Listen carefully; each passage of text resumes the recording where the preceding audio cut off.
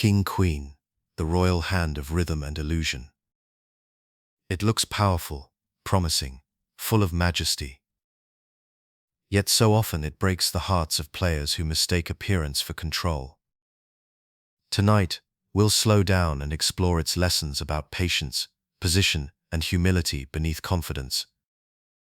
Welcome to Sleepy Poker, where you fall asleep to the quiet truth inside the game. Chapter 1. The Royal Illusion.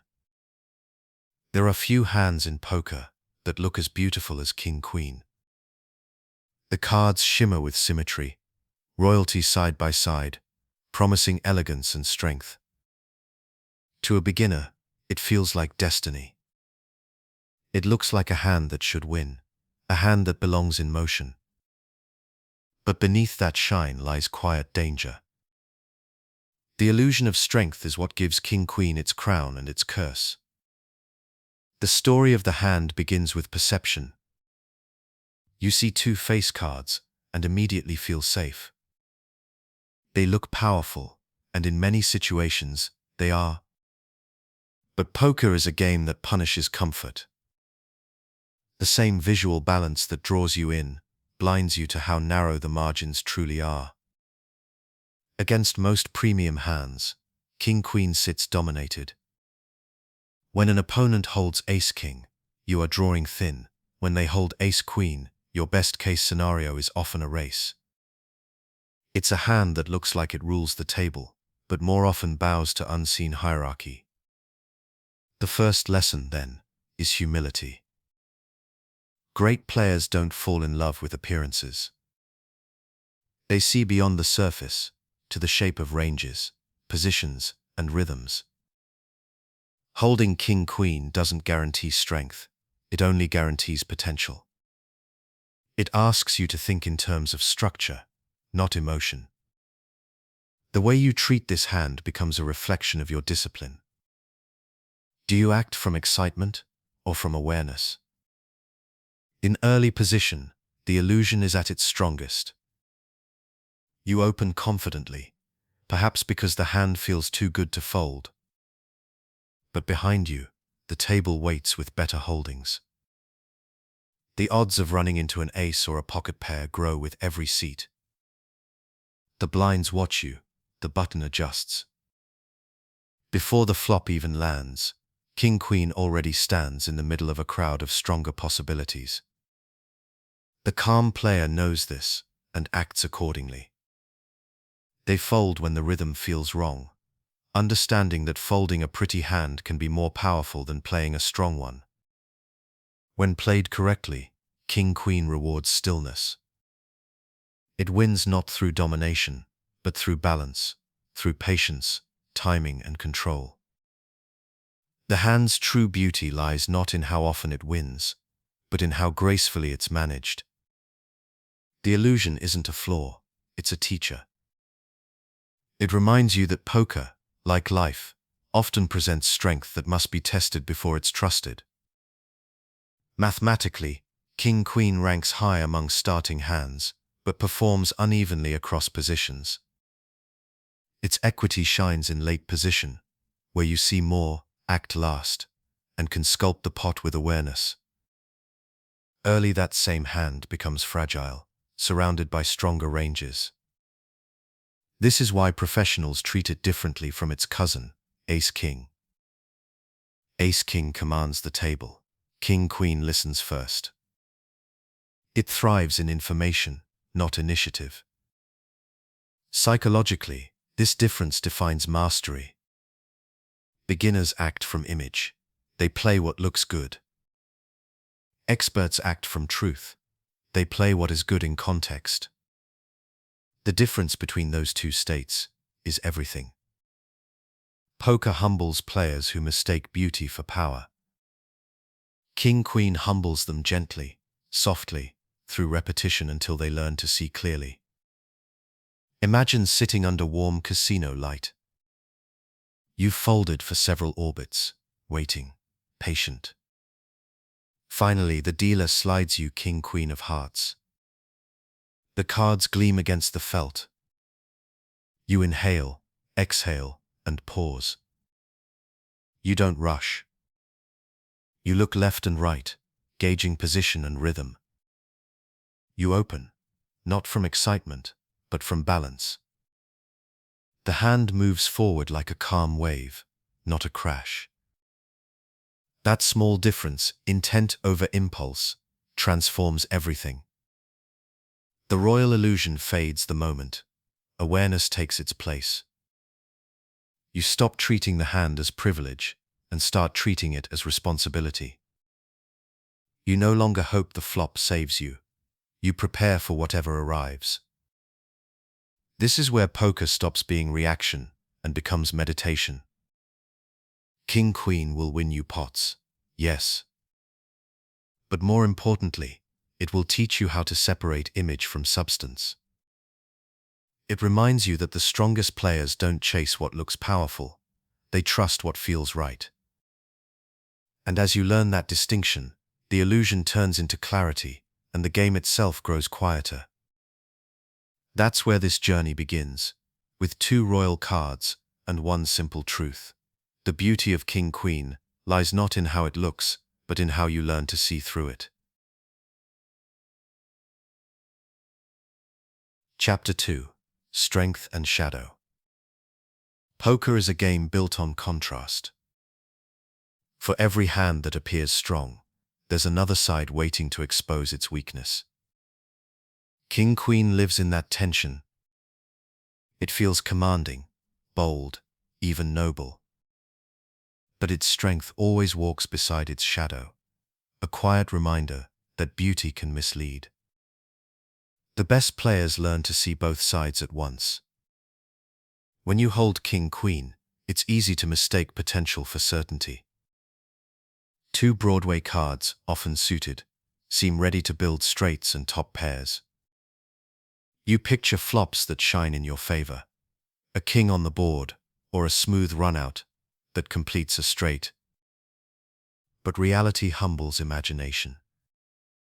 That same king or queen that excites you also strengthens your opponent's range. When they hold ace-king, you're second best. When they have pocket kings or queens, you're drawing thin. The line between control and crisis is thinner than it looks. Strength in poker is never absolute, it's relational. It depends on who else is at the table, where you sit, and how deep the stacks run. King-Queen's shadow grows darkest when players ignore that context. A pre-flop raise that feels confident in late position turns fragile in early position. A continuation bet that looks dominant on a dry board becomes reckless on a wet one. The hand's versatility demands awareness, not confidence without foundation. Mathematically, King-Queen sits near the top 10% of starting hands, but that number hides its sensitivity. It performs brilliantly against random holdings, but drops sharply against tighter ranges. The data shows what the table teaches. King-Queen thrives when it plays smaller pots with initiative, not when it tries to force dominance in marginal spots. Its beauty lies in moderation. Emotionally, the shadow side appears as attachment. The more a hand looks royal, the more players want to protect it. They defend too wide, chase too far, bluff too soon. The cards begin to dictate the emotion instead of the other way around. Professionals reverse that relationship. They see the hand for what it is, a flexible instrument, not an identity. Detachment restores clarity, and clarity reveals when strength turns to shadow. Imagine this moment. You raise with King-Queen suited, get called by a cautious opponent, and see a flop of Queen 9-8 with 2 hearts. You have top pair and a flush draw. A dream scenario, it seems. But then your opponent check raises. The heart rate spikes, thoughts race, pride whispers to continue. Yet the calm player pauses. They weigh the ranges, the tempo, the story. They recognize that power without position turns heavy. Sometimes folding even beauty becomes wisdom. The deeper truth is that every hand, even the strong ones, carries vulnerability. Poker rewards those who can live comfortably inside that uncertainty. The shadow isn't something to fear, it's something to understand. When you see it clearly, you stop overreacting to variance. You stop trying to force control. You begin to play within rhythm instead of against it. The quiet mastery of King-Queen comes when strength and shadow coexist peacefully. You learn to respect both sides, to bet with confidence, but fold without resentment, to see potential without clinging to it. The balance between those two acts defines long-term success. By seeing the shadow early, you protect the light later. Each time you play King-Queen with discipline, instead of ego, the game becomes clearer. You start to realize that the true royalty in poker isn't found in the cards themselves, but in the calm awareness of the player who holds them. Because every hand has two sides, what it shows and what it hides. And only by acknowledging both does King-Queen reveal its full truth. Chapter 3: The Early Position Trap. Every poker table has a rhythm, and that rhythm begins with position. Early position is the quiet edge of the orbit, where decisions carry weight but little information. It is where discipline speaks louder than confidence. And yet, this is where King-Queen often tempts players most. It looks strong enough to open anywhere, but early position exposes its shadow more sharply than anywhere else. When you sit under the gun or just beyond, your range must narrow. You act first, blind to how others will respond. There are 8 or 9 unseen hands waiting to react. Against that crowd, King-Queen loses much of its shine. Statistically, you're far more likely to face domination. Ace-King, Ace-Queen, or premium pairs that render your royalty powerless. The illusion of strength whispers that folding would be cowardice. But wisdom whispers back that patience is courage in disguise. Opening King-Queen early creates a subtle trap. The raise itself may seem fine. After all, solvers include it in balanced ranges at some frequency. But the danger isn't the opening, it's what follows. Once you face a 3-bet, you stand at a crossroads. Calling places you out of position, often against tighter, stronger ranges. 4-betting turns the hand into a bluff that rarely succeeds. Folding after investing chips feels like retreat. This emotional discomfort is the real trap, the need to justify a decision that began from pride, not logic. Professionals navigate this by thinking ahead. Before raising, they visualize possible outcomes. They ask, if I'm re-raised, what's my plan? If the answer feels unclear, they fold pre-flop. This anticipatory discipline transforms mediocre decisions into long-term strength. King-Queen doesn't need to prove itself from the first seat. It only needs to wait for context. Mathematically, folding King-Queen early might seem overly tight, but it saves value through what's called reverse implied odds, the hidden cost of losing big pots when you're second best. You'll rarely win a huge pot with it from early position, but you can lose many. Poker rewards the player who minimizes those quiet leaks more than the one who wins the occasional flare of glory. Emotionally, the trap teaches something deeper, the difference between confidence and compulsion. Confidence says, I know when to act. Compulsion says, I can't fold this. Every strong player remembers when that line first became clear to them, usually after a session where King-Queen cost more than it should have. Through that discomfort, they learned that folding good-looking hands builds better habits than playing them blindly. Imagine a long night in a tournament. Blinds rising, chips clicking, lights dim. You're dealt king-queen offsuit under the gun. The cards gleam with promise. You pause. Around you, silence.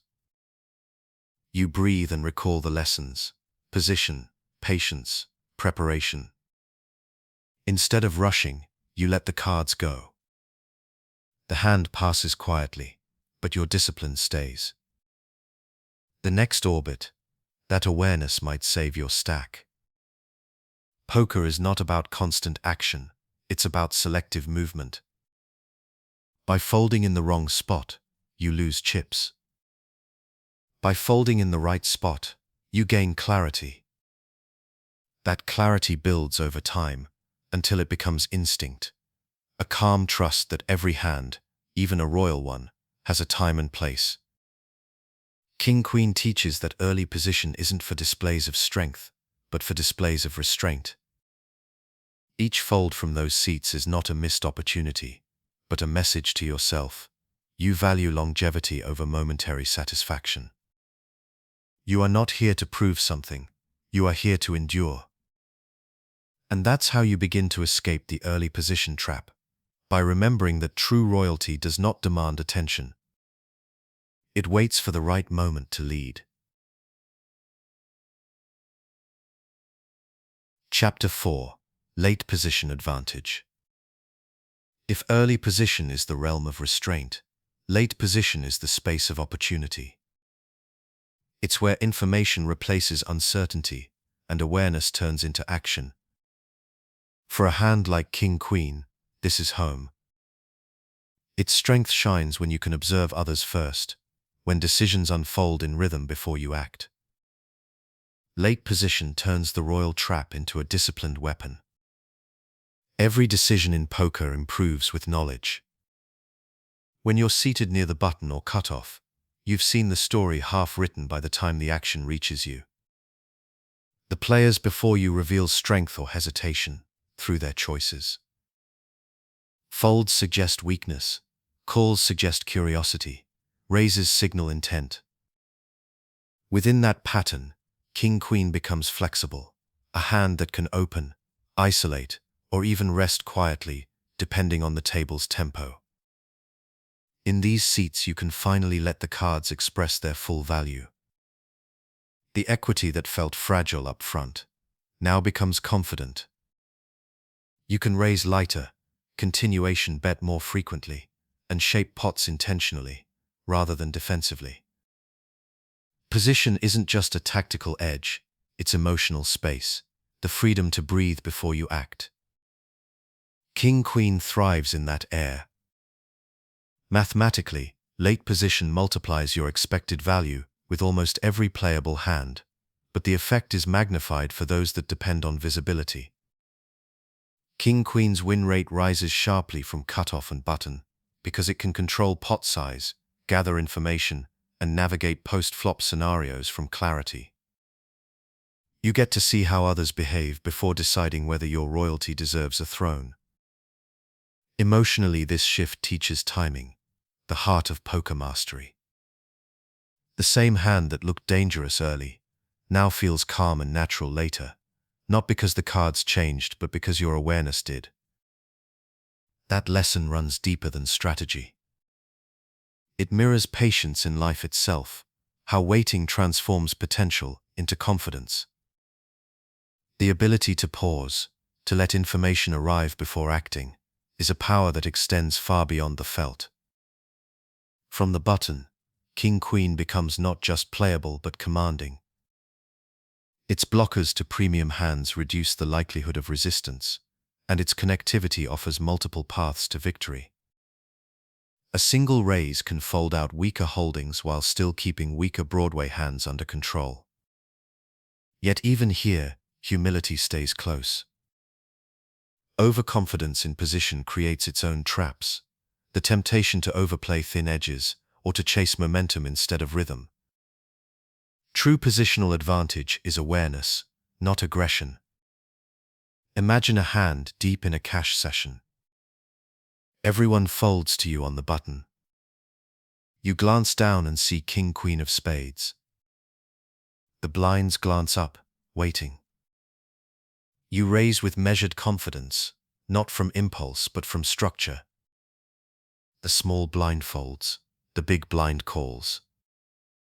The flop comes 10-9-4 rainbow.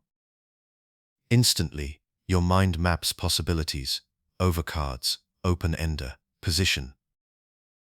You check the rhythm of the hand, not just the board. Your continuation bet isn't forced, it's chosen. That's what position allows, the luxury of choice. Over time, these moments accumulate. You begin to trust that the game doesn't reward who moves first, but who moves last with understanding. King-Queen teaches this rhythm better than almost any hand. It shows you that strength without timing is waste, and timing without patience is chaos. The balance of those two creates flow, a gentle harmony where your plays feel natural instead of effortful. Late position reminds you that control isn't about force, it's about perspective. From this seat, you see the table's patterns, its emotions, its quiet tells. You sense who's confident and who's restless. You let that awareness shape your action. King-Queen's royal edges no longer feel dangerous, they feel aligned. The game slows. The chips glide. You sit at the edge of the orbit, not dominating, but listening. Every decision feels easier, every fold cleaner. This is the real advantage, not the mathematical edge, but the peace of clarity. Because when you play King-Queen from late position, you finally understand what the hand has been teaching all along. Power isn't in the cards or the chips, but in the stillness between observation and choice. Chapter 5. Opening ranges and respect. Every strong poker strategy begins with structure. Before you act, before emotion or instinct can take hold, there must be a foundation, an understanding of where each hand belongs.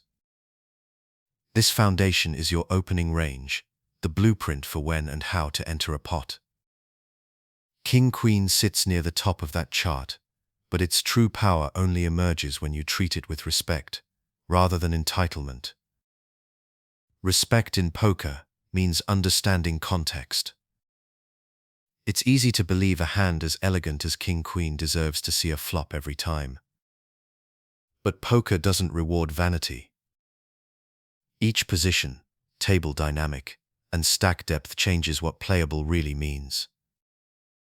An early raise in one game may be reckless in another. A fold in one lineup may be profitable patience in the next. To respect King-Queen is to remember that its strength is situational, not absolute.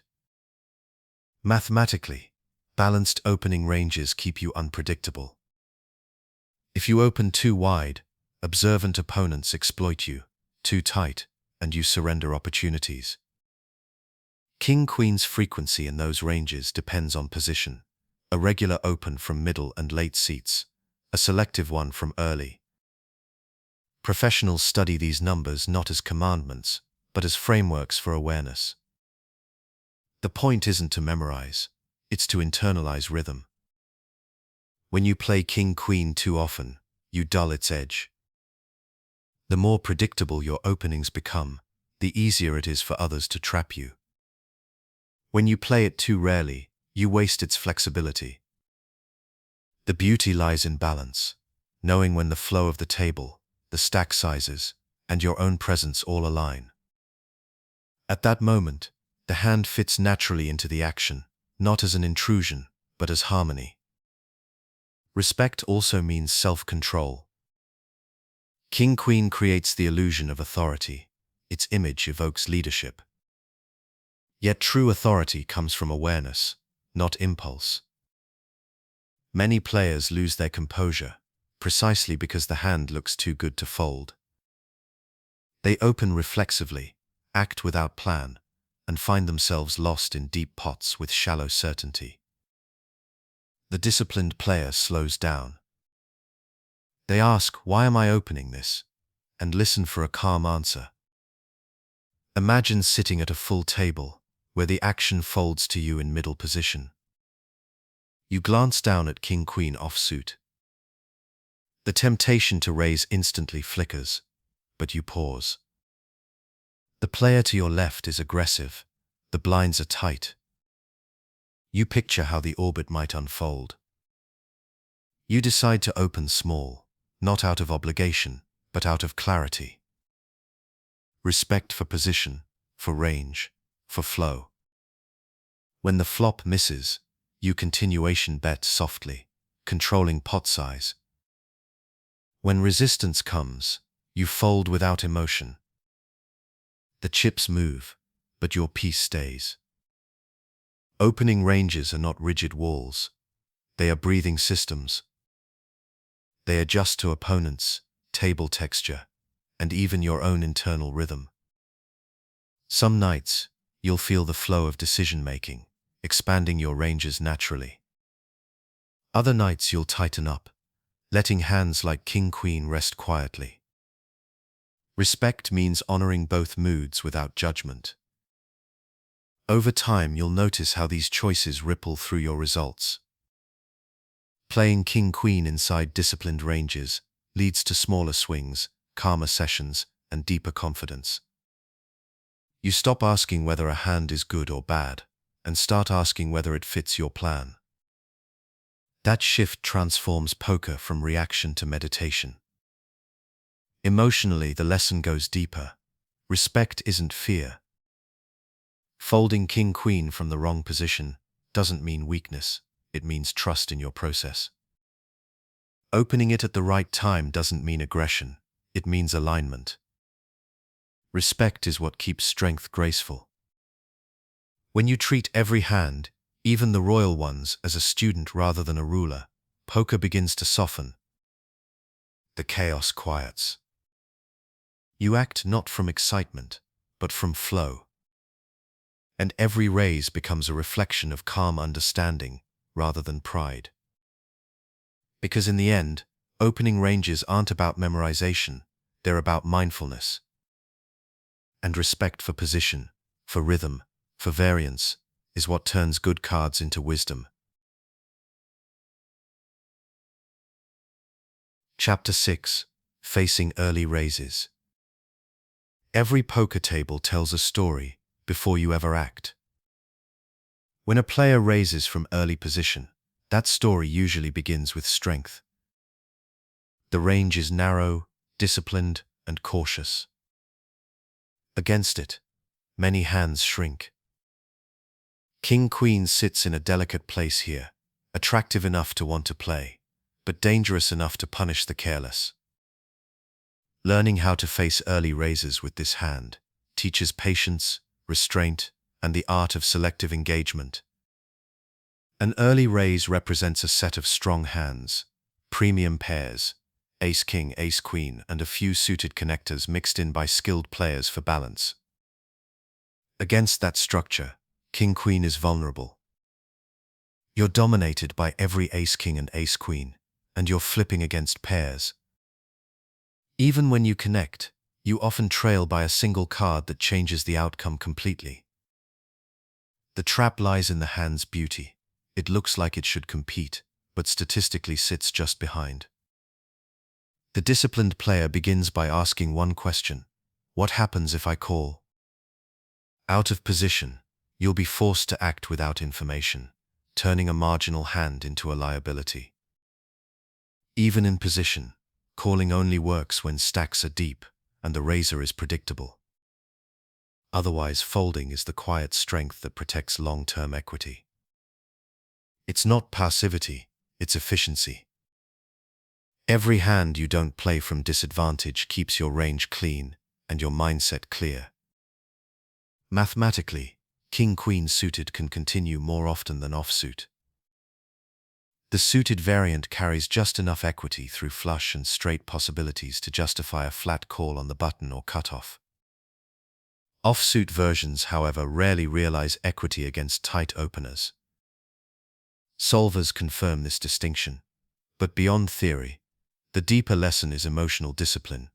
learning to release desire when logic advises caution. Imagine a moment at the table. The player under the gun, quiet and deliberate all night, raises. You look down at King Queen of Diamonds in the hijack. Your mind whispers reasons to play, position, playability, potential. You glance at stack sizes, at the rhythm of the table, and breathe. You realize this opponent doesn't bluff lightly. Their story reads strength. You fold softly, stacking your cards with calm precision. The dealer slides them away, and you feel relief rather than regret. That's what awareness sounds like. Silence instead of noise. Emotionally, resisting early aggression with King-Queen rewires your instincts. You begin to recognize that poker's real profit comes not from confrontation, but from discretion. Each time you fold this hand correctly, you remind yourself that patience is a strategy, not a delay. You start seeing the table differently. Less as a battlefield, more as a landscape of rhythm and timing. Of course, there will be exceptions. A loose player might raise early with hands far below King-Queen's quality. In those rare spots, calling or even three-betting for isolation can make sense. But even then, the motive is clarity, not ego. You're not defending your hand, you're responding to imbalance. Awareness, not pride, drives every adjustment. Over time, this discipline compounds. You lose fewer big pots, protect your emotional stability, and stay available for better opportunities later. You begin to see the cost of impatience more clearly than the allure of potential. King-Queen transforms from a hand you force into a hand you wait to serve you. The lesson extends beyond cards. In life, strength isn't proven by rushing into every challenge. It's revealed by knowing which ones deserve your energy. Poker simply puts that truth into motion.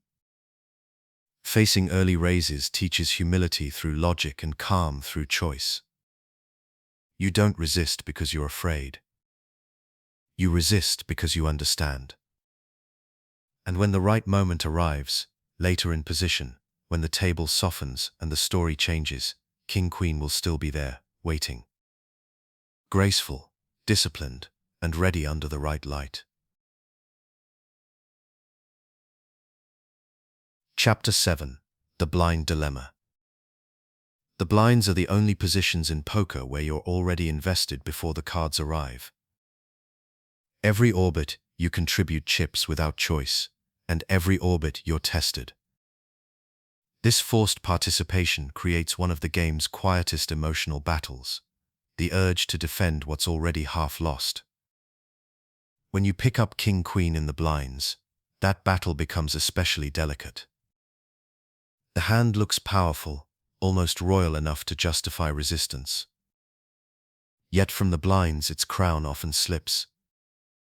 In these seats your range is reactive, not proactive. You've watched the action unfold, often through a sequence of folds, raises and re-raises.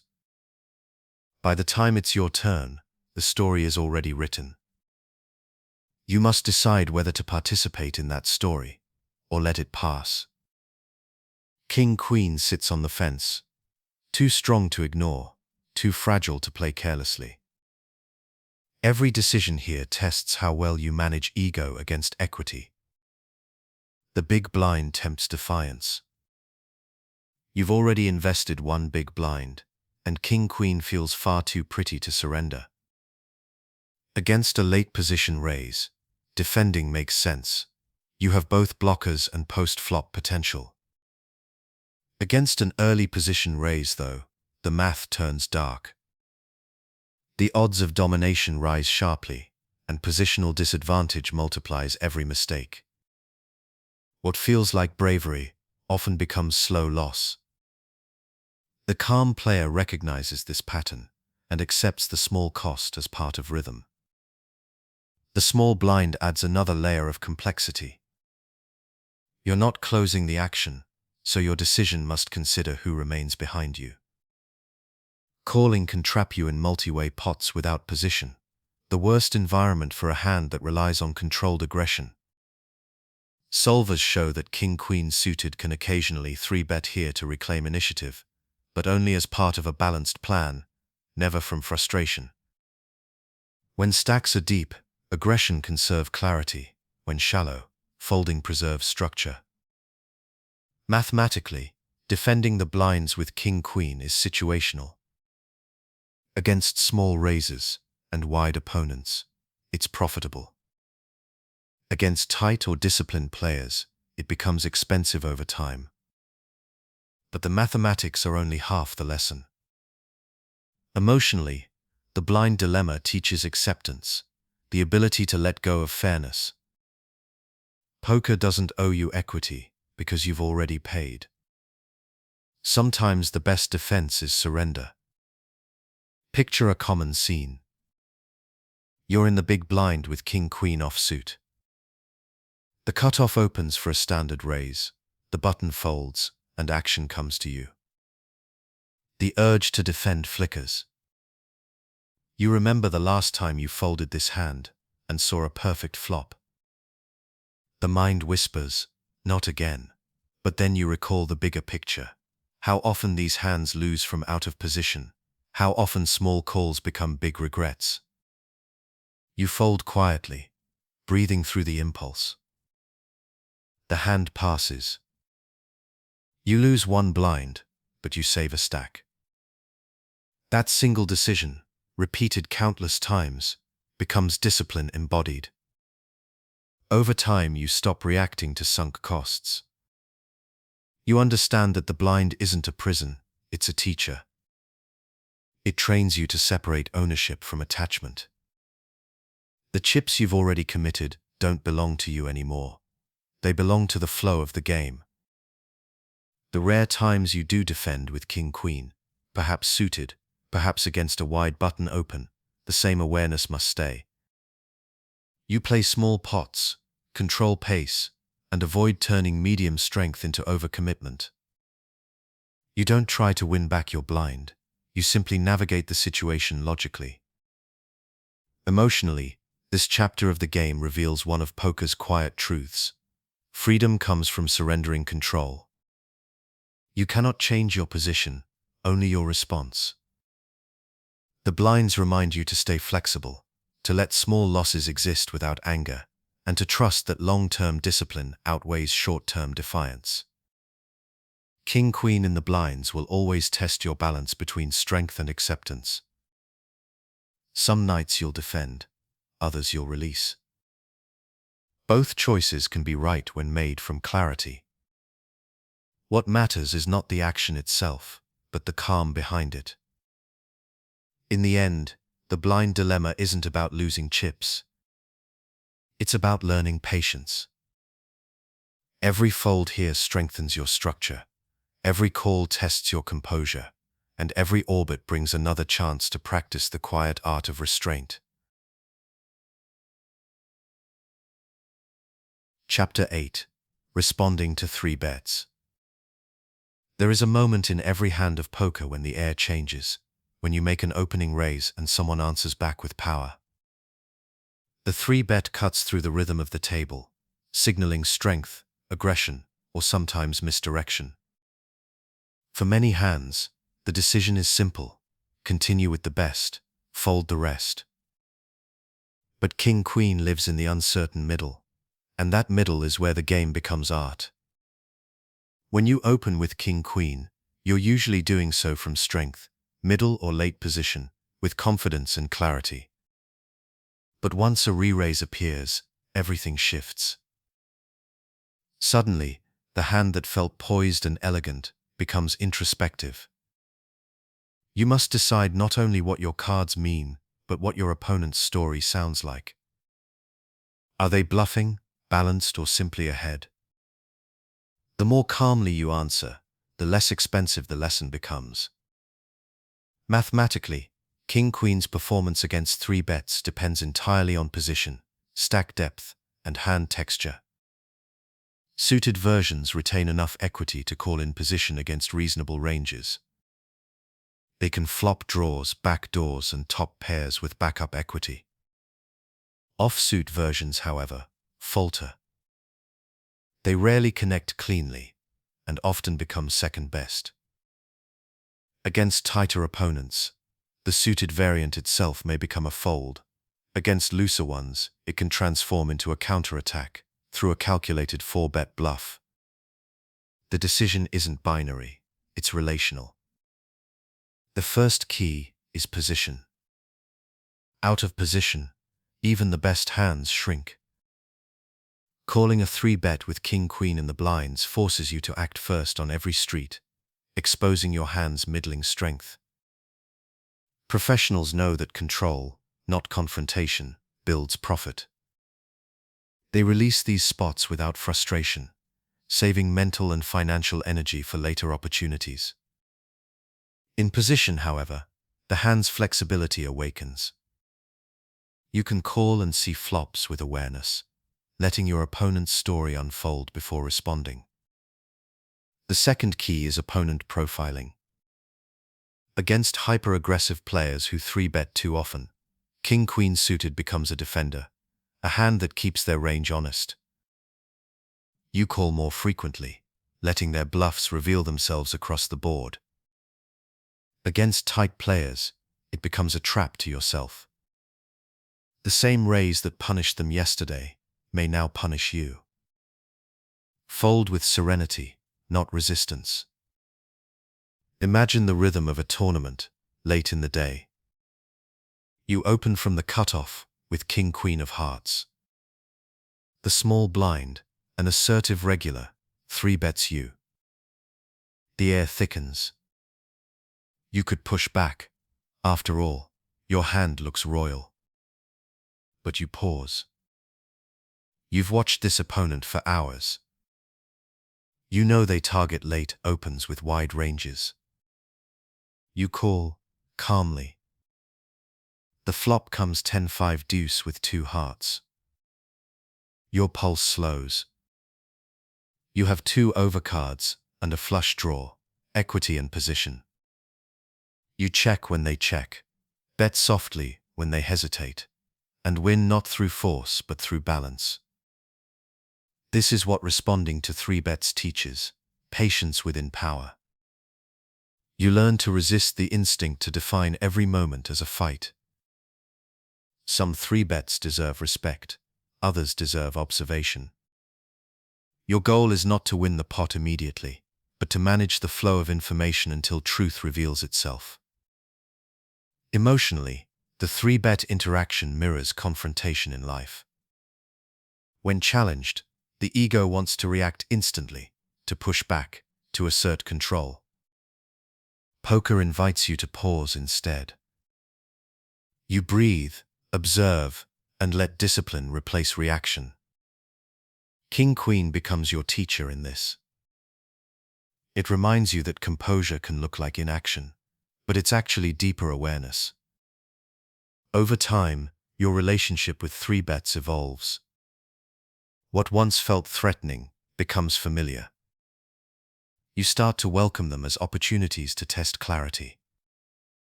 Sometimes you'll fold instantly, sometimes call quietly, sometimes fight back with precision. Each decision, grounded in context, strengthens your rhythm. Because poker isn't about domination, it's about harmony. Every raise is just another note in that melody.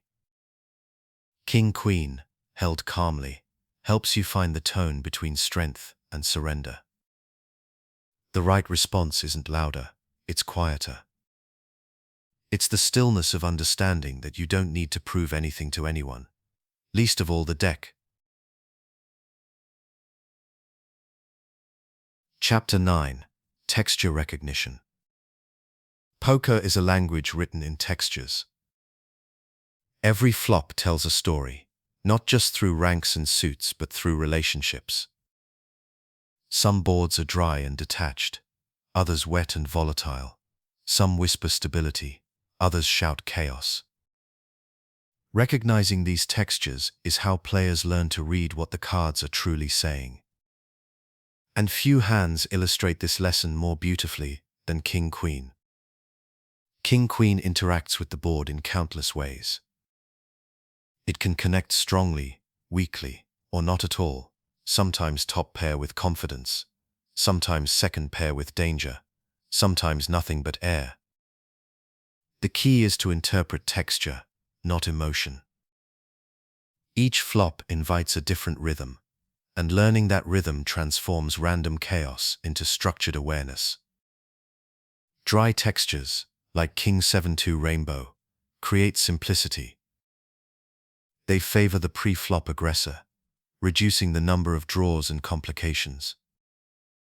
When you hold King-Queen here, you're often ahead with top pair, top kicker, close behind. Control is your ally. You continuation bet smaller, protect your range, and allow the hand to breathe. Patience wins more than pressure. The danger isn't your opponent's strength, it's your own impatience. Then there are coordinated textures, Jack 10-9, Queen Jack 10, or King 10-8, with two suits. These are the flops that pull King-Queen into the dance of possibility. You can make straights, straight draws, or flush draws. The hand becomes alive with potential, but that liveliness also tempts recklessness. On these boards, position and composure mean everything. You don't need to rush to claim equity, you need to protect rhythm. The more volatile the texture, the more deliberate your tempo must become. Mathematically, texture recognition is pattern recognition. You read how cards connect with typical ranges.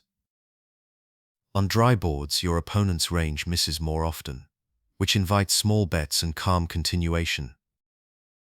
On wet boards, ranges collide, demanding caution and pot control. King-Queen, with its balanced composition, adapts perfectly when you listen to what the board is telling you, instead of what your hopes are, whispering. Imagine a common hand. You open on the button with King-Queen of spades. The big blind calls, and the flop falls.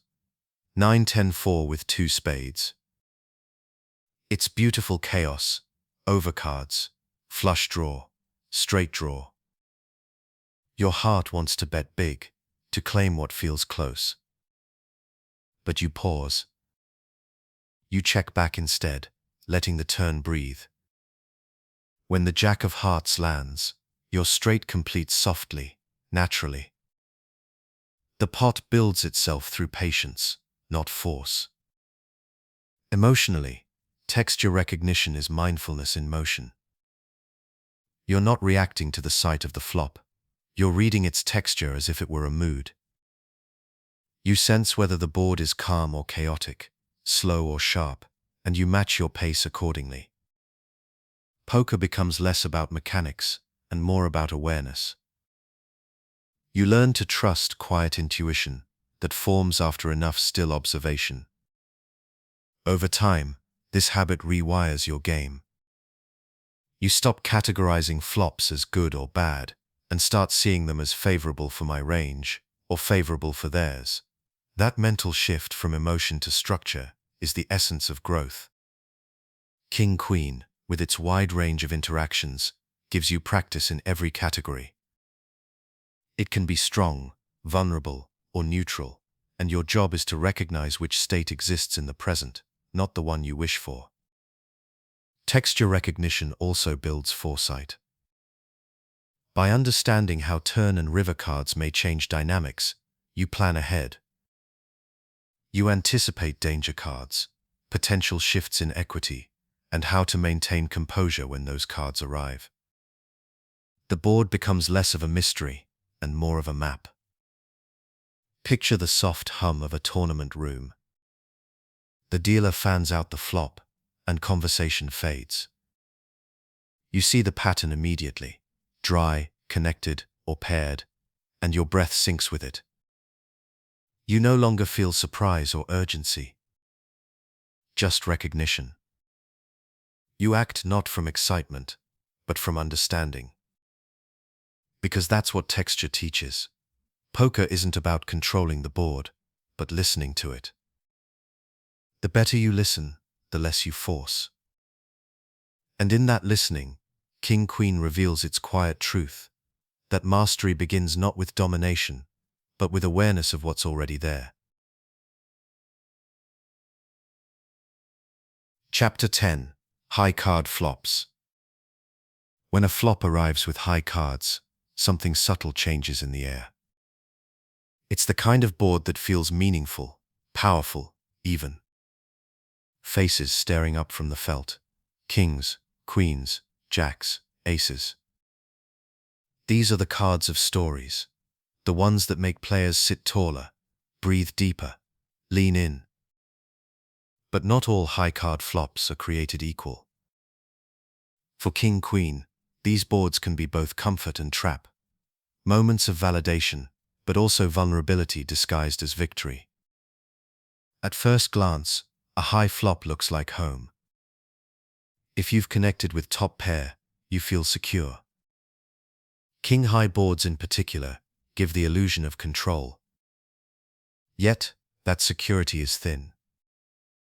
The problem with top pair, strong kicker hands, is that they attract stronger top pairs.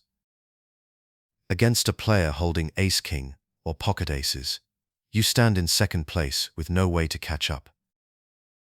Against aggressive opponents, you may even face pressure that forces clarity. Are you willing to risk your stack with one pair? The disciplined player knows the answer is often no. Poker's calmest truth is that not every strong-looking hand deserves protection. Sometimes control means checking, calling small, or simply folding without drama. A king-high flop might feel yours, but it belongs to the player whose range truly owns it. The stronger your opponent's pre-flop range, the more cautious your post-flop approach should be. On queen-high flops, king-queen sits beautifully. Top pair, top kicker, commanding presence. This is where the hand's quiet strength shines. You can bet for value with serenity, keeping the pot modest but meaningful.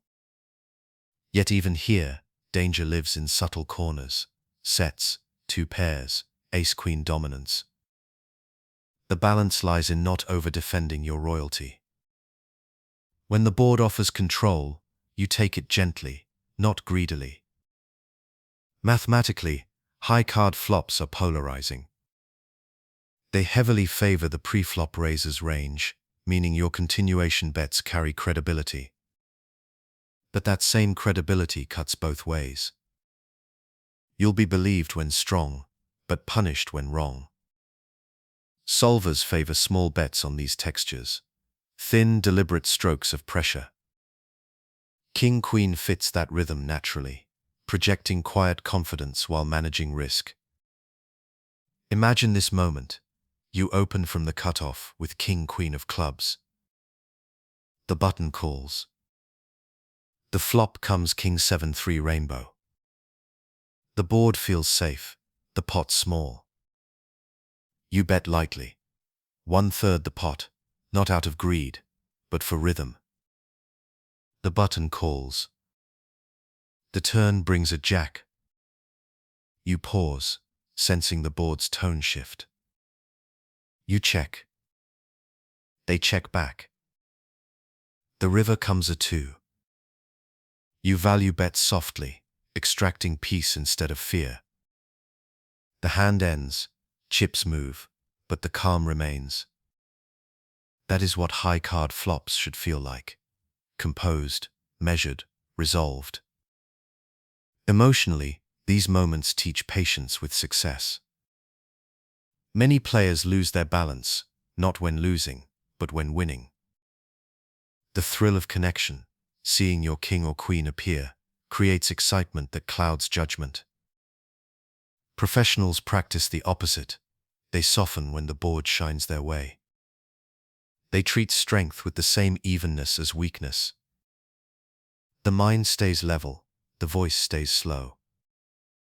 The hand plays itself in harmony, rather than haste. Over time, you learn to feel the nuance of each high board. King high demands caution. Queen high invites quiet value. Ace high asks for surrender. You begin to see the game less as luck and more as rhythm. A pattern of tones, each hand a note in a larger melody. King queen becomes your instrument of understanding. Because high card flops are not about celebration. They are about composure within success. They remind you that the game does not reward excitement, it rewards balance. When you treat top pair as a responsibility rather than a right, your play matures. The cards become less about possession and more about perception. Picture the final image: a calm table, chips softly stacked, a single king shining under overhead light. You hold king-queen, unhurried, steady. You bet small, you fold if needed, you smile at the rhythm. The game feels quiet again, royal but humble. Because every high card flop, like every moment of strength, asks the same question: can you stay calm when things go your way? Chapter 11. Pairing the Queen. When the flop brings a queen, something subtle shifts in your posture. You see the card, feel recognition, and a quiet current of confidence moves through you. For a moment, you feel grounded. You've paired one of your cards, connected with the board, found a foothold. Yet, like most comfort in poker, this moment carries both relief and risk. Pairing the queen with king-queen looks elegant, but elegance can disguise fragility. Top pair is strong, but not invincible. Queen-high boards sit in a middle tier of control, secure against weaker holdings, but vulnerable to domination. Ace-queen, pocket kings, and sets all lurk nearby. The challenge is psychological. Your mind wants to protect what it recognizes as valuable, but the discipline of poker teaches something deeper. Protection isn't always defense. Sometimes it's restraint. The first step in playing paired queens well is context. From late position against a blind caller, top pair with a strong kicker can be played assertively. You continuation bet for value, extract from draws, and control the rhythm. But against an early raiser, or in a multi-way pot, the same hand softens. Betting too large here builds pots against ranges that crush you. You shift from domination to deception, checking more, pot controlling more, letting the hand breathe instead of forcing ownership. Mathematically, queen-high boards are fascinating because they're shared ground. They connect equally with many ranges, meaning both players often hold something. The equity gap narrows, and edges come from precision rather than brute force. Small bets, thin value, and timely checks define mastery. King-queen fits that balance perfectly. It's strong enough to lead, humble enough to fold. Imagine this scenario. You raise from the button with king-queen of hearts. The big blind calls, and the flop falls, queen 6-2 rainbow. You bet small, they call. The turn brings a 9. The board begins to weave small connections, potential straights, backdoor draws. You check back, controlling the pot. The river falls a harmless 3. Your opponent checks again, and you place a gentle value bet. They call with queen-jack. You win quietly, not through aggression, but through understanding. That's how king-queen prefers to live, in composure. The hand teaches you that not every win needs to be loud. You don't have to protect your top pair with oversized bets. You don't have to chase away every ghost. The board evolves on its own. Your task is simply to remain aware. Emotionally, Pairing the queen tests how well you manage comfort. Success in poker isn't about eliminating anxiety. It's about staying balanced when things appear secure. Many players lose more with top pair than with missed flops, because security breeds overconfidence. They forget that strength is relative, that your good hand might be someone else's trap. Professionals keep their victories light. They never build ego around temporary control. The queen itself becomes symbolic. In the deck, she represents grace, paired with strength, beauty that leads without force.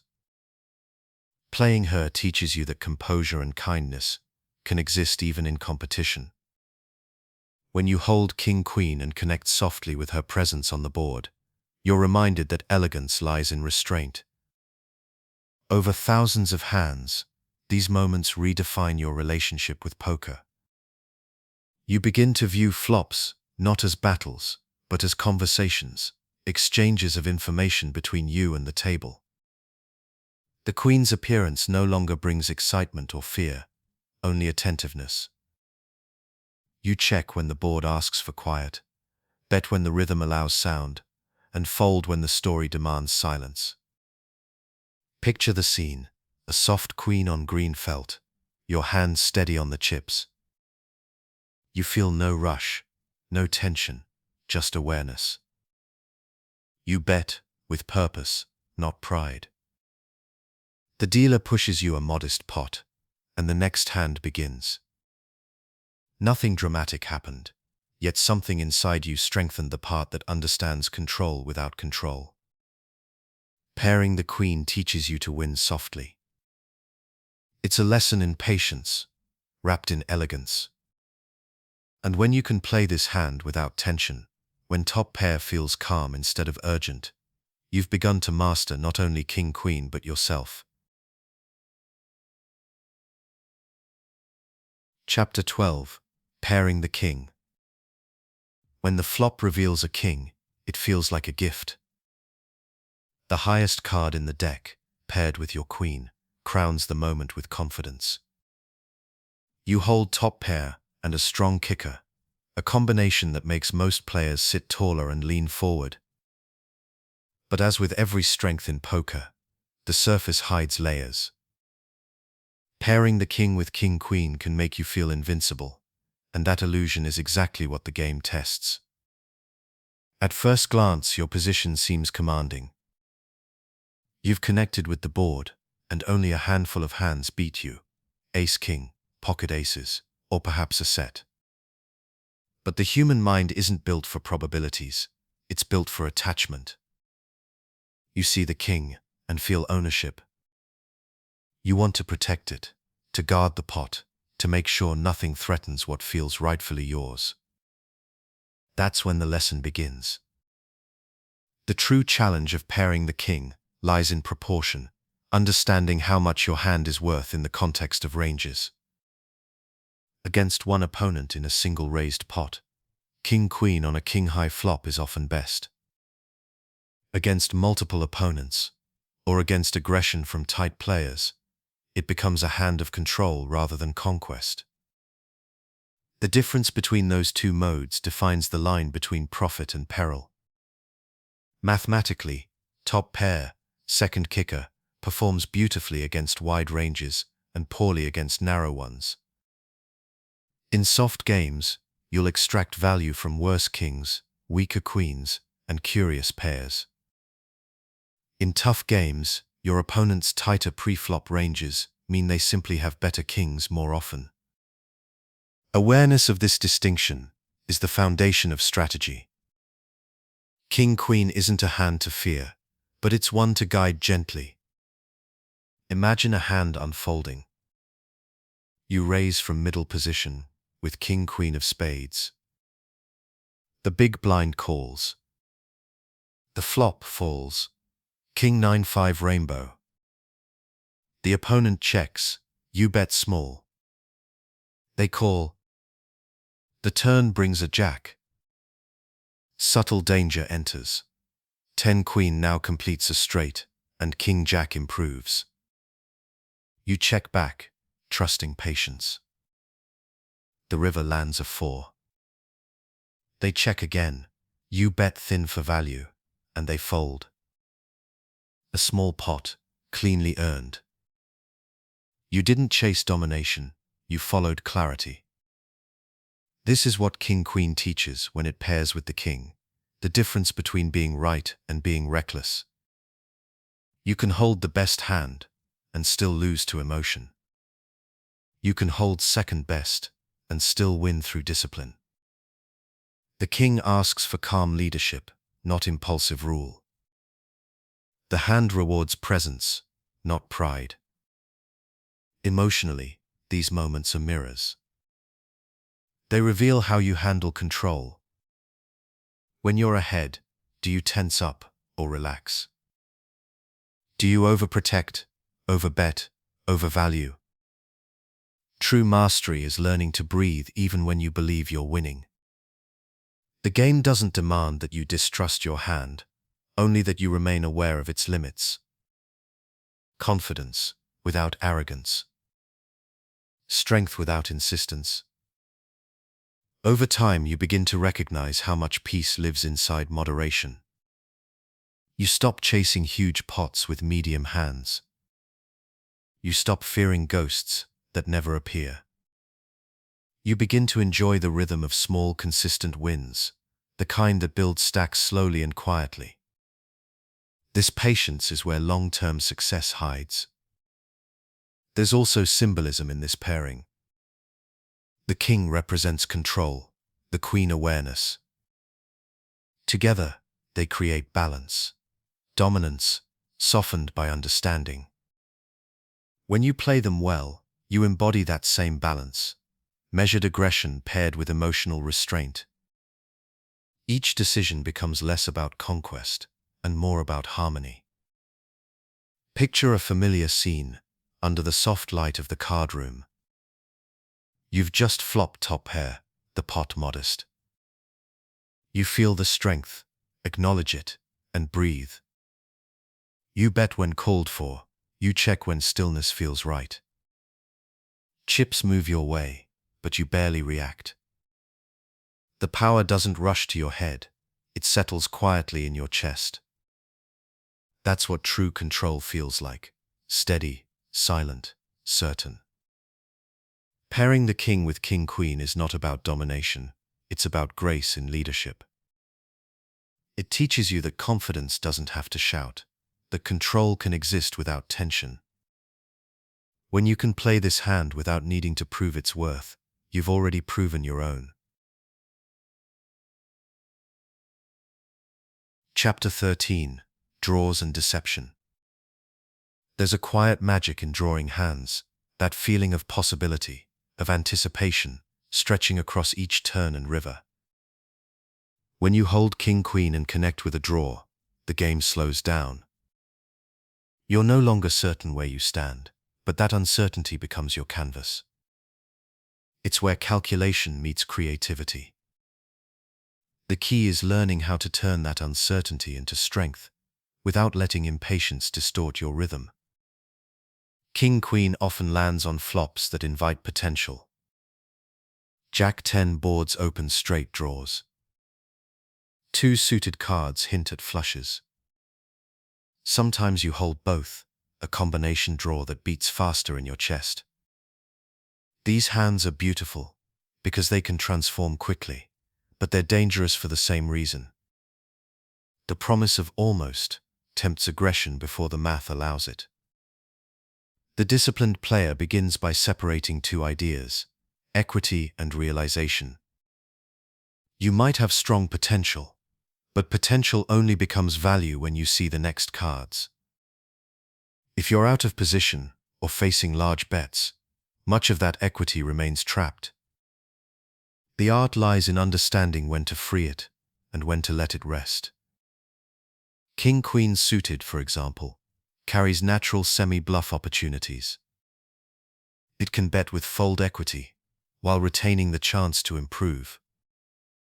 But when the board is heavily connected, and your opponent shows willingness to fight, subtlety replaces force.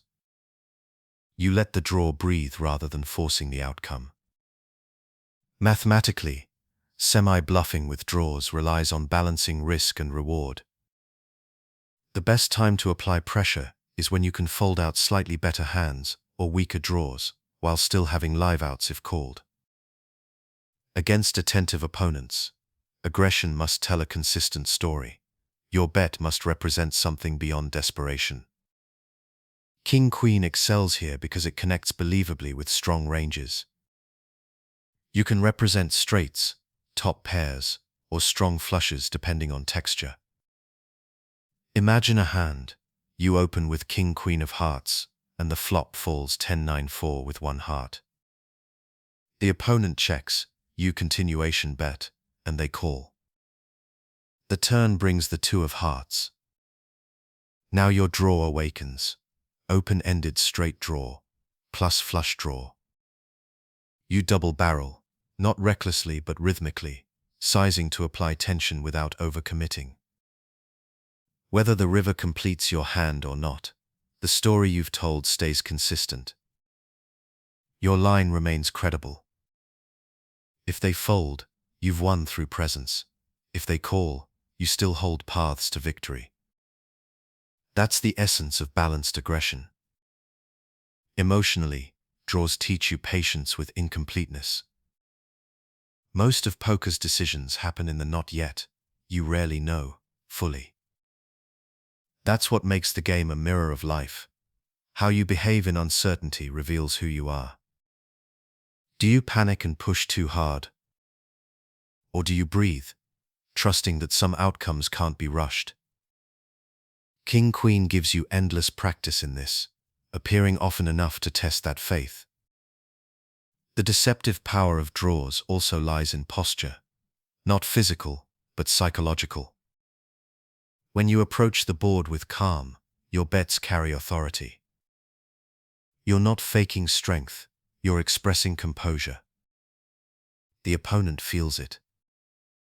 They sense timing that mirrors real confidence. Your semi-bluffs begin to work, not because of luck, but because your energy matches truth. Even when you're behind, your rhythm stays aligned with what strength looks like. Over thousands of hands, you begin to understand that deception in poker isn't about lying, it's about rhythmically representing possibilities. A bet on the flop might mean value one day, equity the next, balance the day after. What matters is that each action fits within your larger story. Deception without consistency is noise. Deception with consistency is music. King-Queen sits perfectly in that harmony. It's strong enough to create fear and flexible enough to disguise purpose. When played well, it never reveals whether it's chasing or holding. You flow between truth and possibility, like a tide, calm, patient, inevitable. Picture that moment at the table, the board half complete, the air thick with anticipation. You hold King-Queen, the turn waiting. You feel potential rising but not urgency. You take your time, act softly, and let probability unfold. You are no longer playing from hope or fear. You are simply part of the flow. That's what draws and deception teach: patience with becoming, trust in process, and calm even within pursuit. You don't have to force the win. You just have to let the story unfold until truth reveals itself, softly, naturally, and in rhythm with your breath. Chapter 14. Continuation Control. The continuation bet, or C-bet, is one of the simplest actions in poker, yet it carries enormous weight. It's the bridge between pre-flop structure and post-flop awareness. Most players treat it like an obligation: raise before the flop, bet after. But professionals know that every continuation bet carries a story, and that story must match the truth of the moment. With a hand like King-Queen, this decision becomes a study in control: when to speak, when to listen, and when to let silence hold the room. King-Queen often sits near the center of your opening range. That makes it ideal for teaching rhythm. You'll have it on a variety of boards, some that connect strongly, some that miss completely. The temptation, especially for newer players, is to fire automatically after raising. You feel responsible for the pot, for proving initiative. But poker isn't about proving, it's about sensing. Continuation control means betting, not because you must, but because the story aligns. Mathematically, the continuation bet functions as a pressure tool. You force opponents to fold weaker hands or define stronger ones. The problem arises when betting frequency exceeds board logic. Dry, unconnected flops like Ace-7-2 Rainbow reward small C bets because your range maintains credibility. On wet, coordinated flops like 10-9-8 with two suits, automatic aggression turns to waste. The best players adjust frequencies and sizing fluidly, like musicians changing tempo. King-Queen, with its flexible equity, thrives in this balance. Imagine opening from late position, with King-Queen offsuit. The big blind calls, and the flop comes, Jack 10-3 Rainbow. You've flopped an open-ended straight draw, beautiful potential. You bet small, continuing your story, not to force an outcome, but to keep rhythm. They call. The turn brings a blank 5. Now, you pause.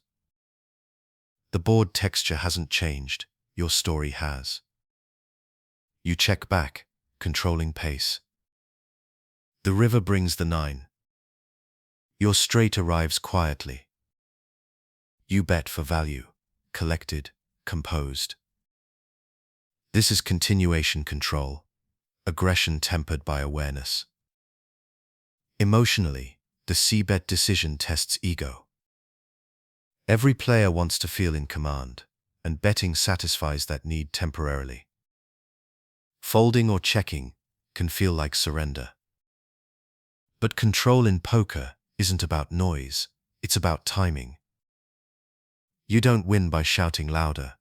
You win by knowing when silence speaks louder than action. A missed continuation bet doesn't mean weakness. It means trust in the larger structure of your play. King-Queen makes this practice tangible. Sometimes it hits hard, pairing top card and kicker perfectly. Other times it floats between value and bluff, strong enough to bet, but not strong enough to commit. That tension trains your discipline. You learn that small bets are often better than big ones, that checking back can strengthen your range, and that patience keeps your line consistent. Over thousands of hands, this balance becomes instinct. You stop categorizing flops as good or bad and start reading them as invitations.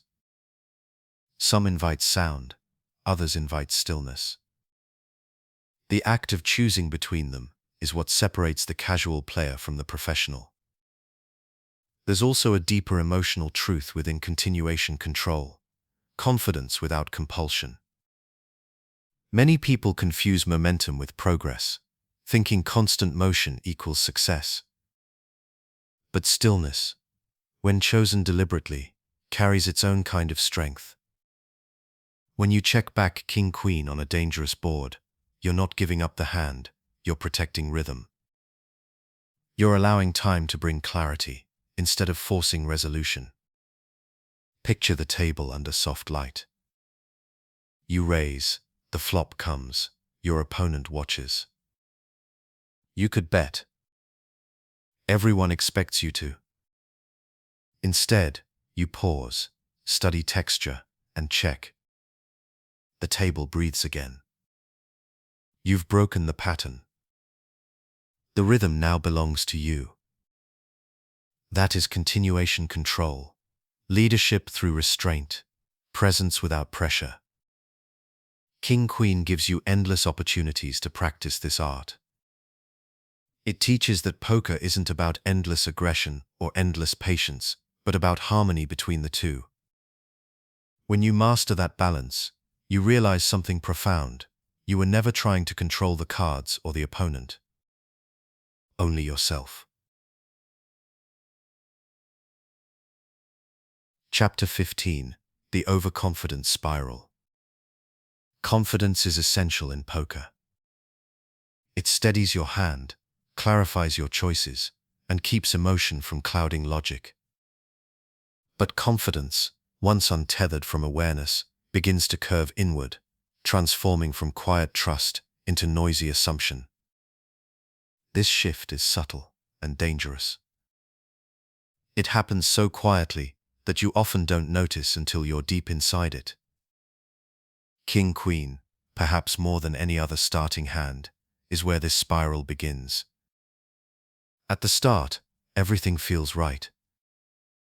You've played well, read situations clearly, maybe won a few pots with controlled aggression. King-Queen appears again, and feels like a friend. You've won with it before, you know how it moves. You open pre-flop without thought. When the flop hits, you bet without doubt. It's not arrogance at first, it's rhythm. But then rhythm becomes routine, and routine becomes blindness. The hands start blending together. You stop listening. The overconfidence spiral is not loud. It's quiet, disguised as flow. You feel in control, so you stop checking assumptions. You widen your ranges slightly, call in spots that used to feel marginal, see bet boards that used to make you pause. The mistakes are small, but they compound, each born of comfort, not chaos. Poker punishes comfort. It doesn't attack recklessness as often as it erodes complacency. King-Queen invites this lesson perfectly, because it performs beautifully until it doesn't. Its grace makes you forget that domination waits one step above. Against Ace-King or Ace-Queen, your good hand becomes a trap. Each time you overvalue it, variance feels cruel. But the truth isn't cruelty, it's correction. The game gently reminding you that confidence without calibration is imbalance. Mathematically, overconfidence leads to inflated pots and reduced expected value. Every unnecessary bet magnifies variance and exposes your stack. You might still win short-term, but the long-term curve bends downward. The numbers are merciless, but fair. Professionals avoid this by grounding their confidence in structure, reviewing ranges, adjusting frequencies, respecting position. They don't trust emotion, they trust preparation. Emotionally, though, this spiral feels seductive. Winning creates ease, ease creates momentum, momentum blurs caution. The ego whispers that you've outgrown small folds, that you can outplay everyone, that the rhythm of the cards bends toward you. Poker has no malice, but it's a perfect mirror. The moment you stop respecting it, it reflects your flaw until you see it. Imagine the moment. You've been running well. You raise from the cutoff with King-Queen suited. The big blind, tight and quiet all night, re-raises large. You think, they're just trying to push back, you call. The flop comes Ace-7-5. They bet big. You think, they can't have it every time, you call again. The turn brings a jack, the river a 10. The board runs out perfectly for your hand, a straight. You win, but your heart races. You know it wasn't skill, it was luck, rescuing pride. You smile outwardly, but somewhere deeper, you feel the imbalance. That flicker of awareness is where growth begins. Poker's lessons rarely arrive in catastrophe. They arrive in whispers. The hand you win but know you shouldn't have. That's the real teacher. The overconfidence spiral isn't broken by defeat, It's broken by humility within success. Over time, you learn to ground your confidence in process, not outcome. You trust your preparation, your observation, your patience. You no longer feel the need to prove anything through motion. Each decision becomes a quiet act of respect for the game, for variance, for your own limits. King-Queen stops being a weapon and becomes a mirror again. In life as in poker, the spiral ends where awareness returns. When you start to notice the subtle edge of pride in your thought process, the "I already know" voice, you pause. You breathe. You reset. Confidence doesn't disappear, it refines. It becomes calm again. Picture the table at midnight. The air is still. You sit quietly, watching the cards move, feeling no rush to join the next hand. You've found the balance again, the space between knowing and learning. King-Queen rests folded on the felt, untouched. You smile softly. The crown is back in its place. That's how the overconfidence spiral ends, not with punishment, but with understanding. You fall, you notice, you rise again. Slower, wiser, steadier. Chapter 16. Post-flop patience. Patience is the invisible skill that defines great poker.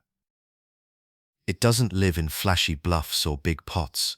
It lives in the quiet seconds between decisions, in the small folds, in the stillness before you act. Post-flop patience is what transforms good players into consistent ones. It's how you navigate uncertainty with grace. And few hands require that discipline more than King-Queen. King-Queen finds itself in complicated post-flop spots, more often than almost any other starting hand. Sometimes you hit top pair, sometimes you have a draw, sometimes you miss completely. The hand is always close to something, close to strong, close to dangerous, close to beautiful. That closeness can be a trap. It tempts reaction. True mastery begins when you stop treating close as an invitation and start treating it as a reason to pause. When you play King-Queen post-flop, your first job is to slow your internal pace. Before betting or calling, you ask, what am I achieving here? Are you building the pot with purpose or just out of habit? Are you protecting your hand or trying to control emotion? This small mental check creates space between thought and action, the space where clarity lives. Mathematically, post-flop patience shows up in win rate graphs and showdown data. Impulsive calls cost more money than bluffs do. Over-aggression with medium-strength hands drains equity across hundreds of sessions. The player who slows down, who bets smaller, checks more, and folds when uncertain, quietly outperforms the one who rushes to control every outcome. Poker rewards humility disguised as discipline. Imagine a hand. You open with King-Queen of spades, get one caller, and the flop falls. 9-7-4 rainbow. You miss entirely. The old impulse rises. Continuation bet, take it down. But something stops you. You sense this opponent won't fold easily. You check. They check back. The turn brings a king. Now you lead softly, extracting value while keeping the pot contained. Patience allowed the board to work for you. The chips arrive not because you forced the moment, but because you waited for the right one. Patience doesn't mean passivity. It's not about folding every uncertain hand or avoiding risk. It's about rhythm, knowing when to press and when to rest. Some boards reward aggression, others demand quiet observation. Post-flop patience is learning to listen to those textures instead of overriding them. King-Queen's flexibility gives you endless opportunities to practice this listening. Emotionally, this chapter of the game teaches stillness under tension. After a missed flop, the mind grows noisy. Maybe I can bluff this. Maybe the turn will help. Maybe if I just bet, they'll fold. These are the whispers of impatience, small ripples of ego dressed as logic. Professionals recognize them and breathe through them.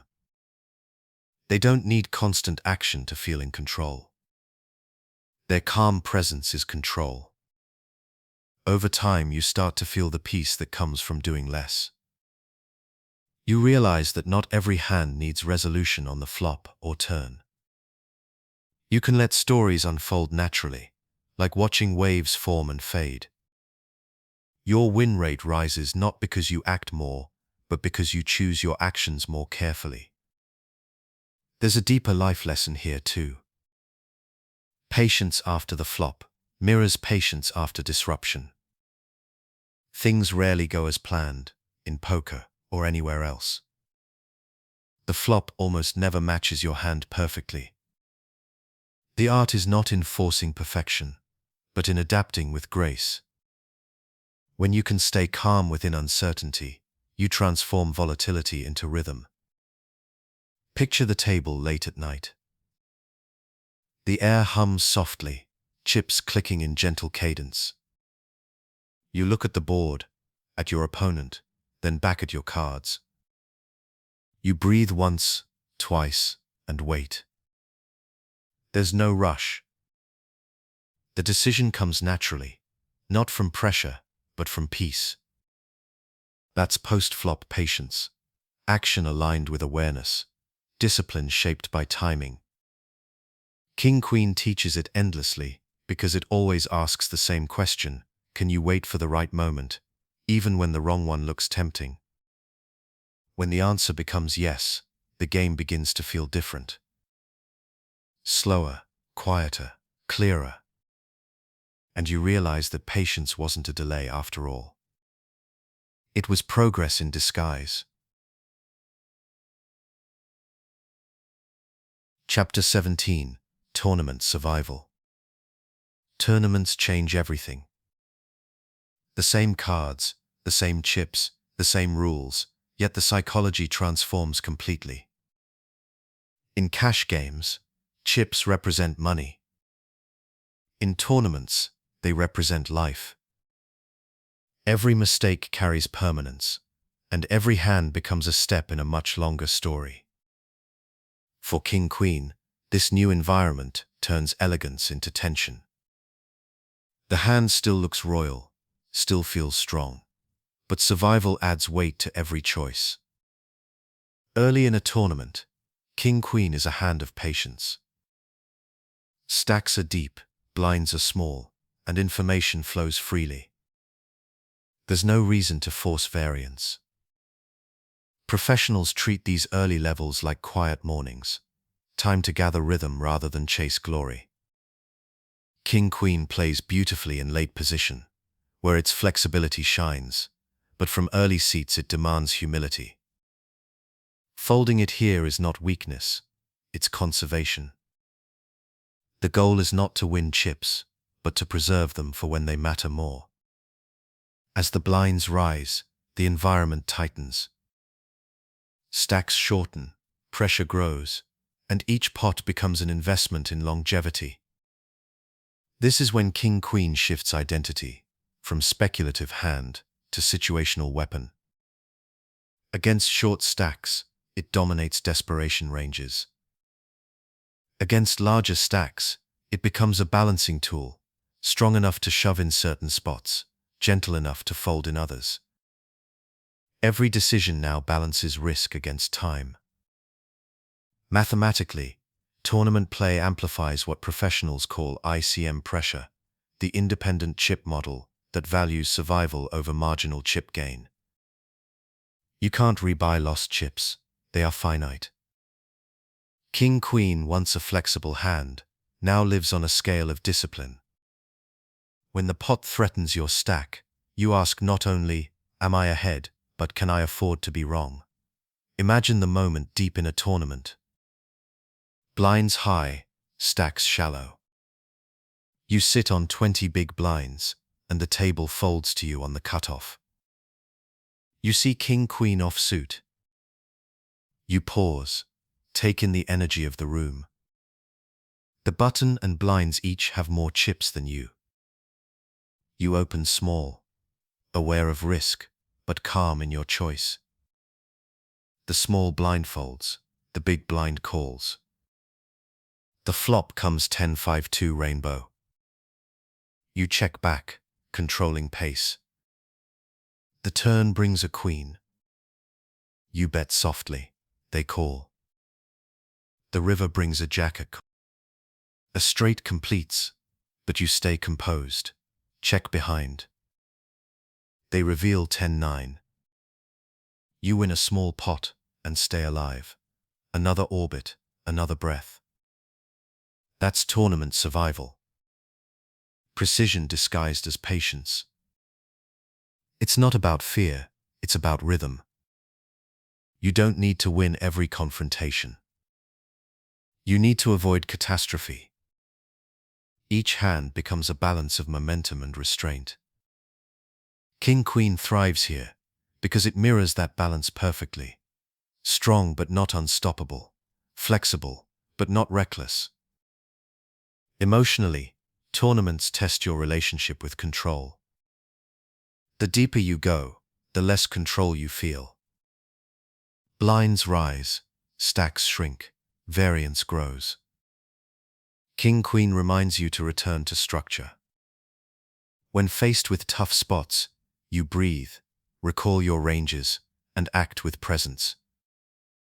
You play the situation, not the pressure. Survival isn't passive, it's active mindfulness. As you approach the bubble, that tense stretch before the money, discipline becomes everything.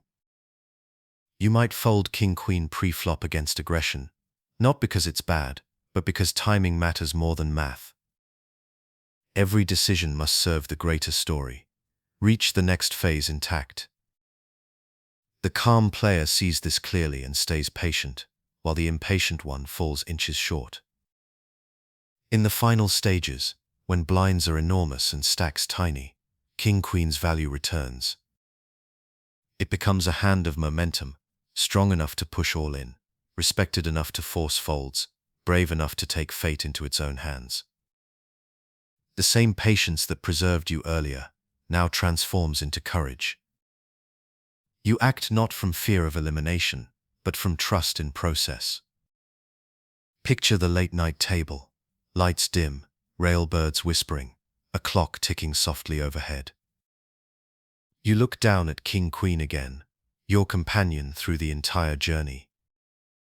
You breathe, stack your remaining chips, and move them forward. Win or lose, your motion feels calm. You've learned that survival isn't about clinging to life, but moving through it with awareness. Tournament poker teaches that patience and courage are not opposites, they are partners. King-queen embodies both, quiet strength in early levels, calm aggression when the moment arrives. You survive not by playing perfectly, but by staying awake to each changing rhythm.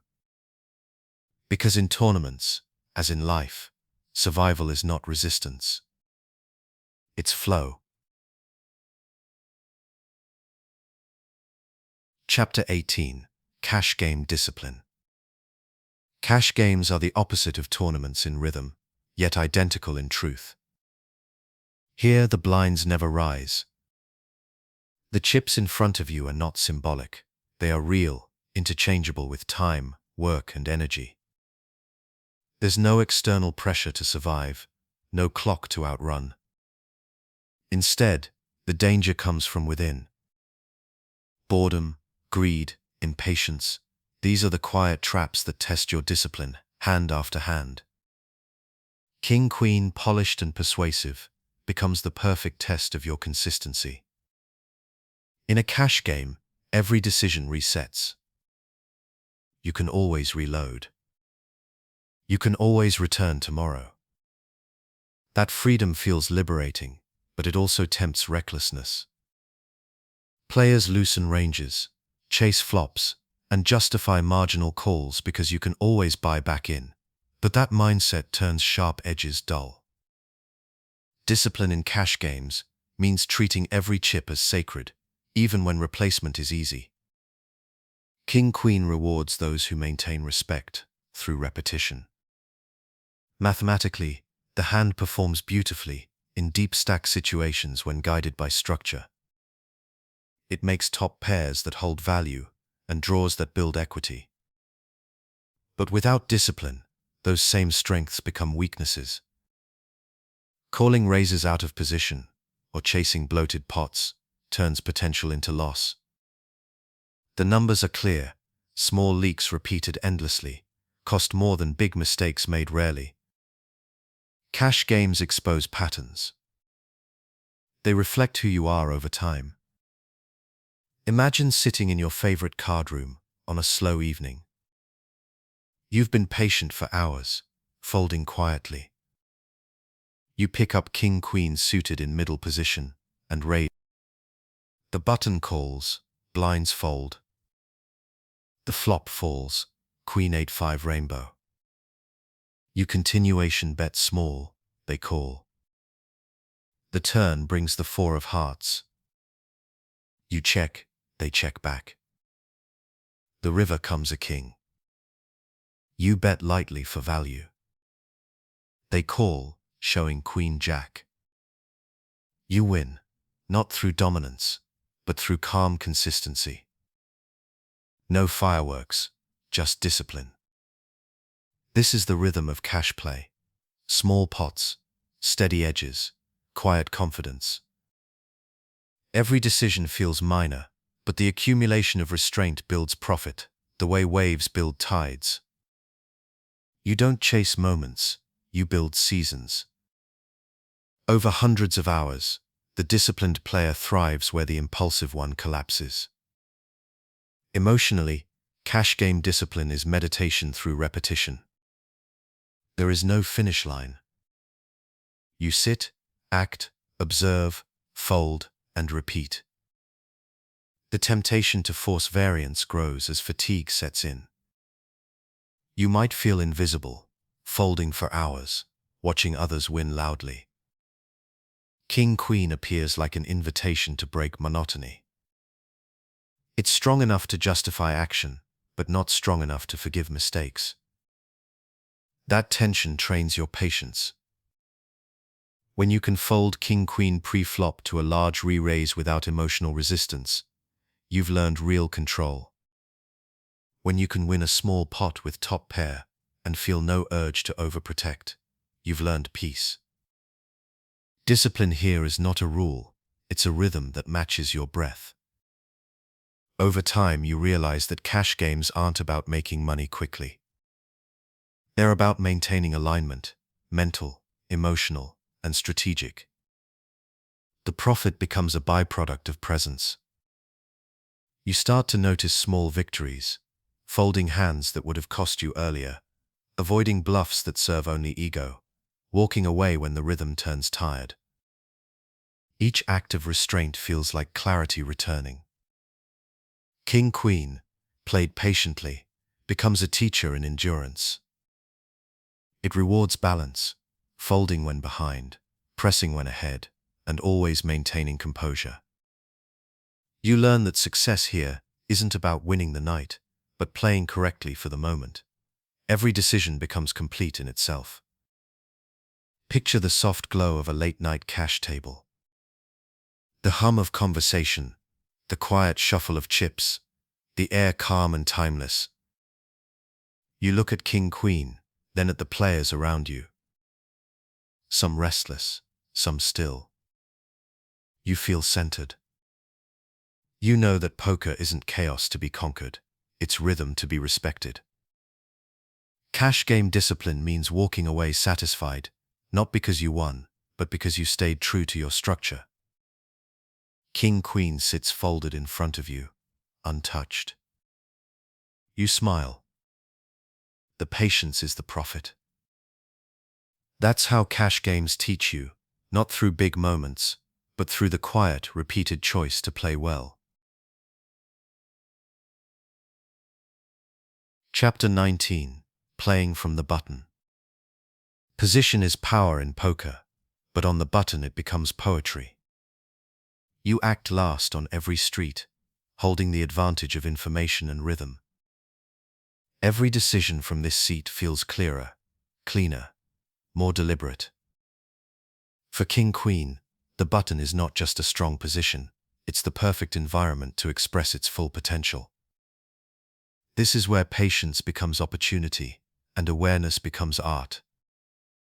When you hold King-Queen on the button, you hold one of the most elegant combinations of strength and flexibility in the game.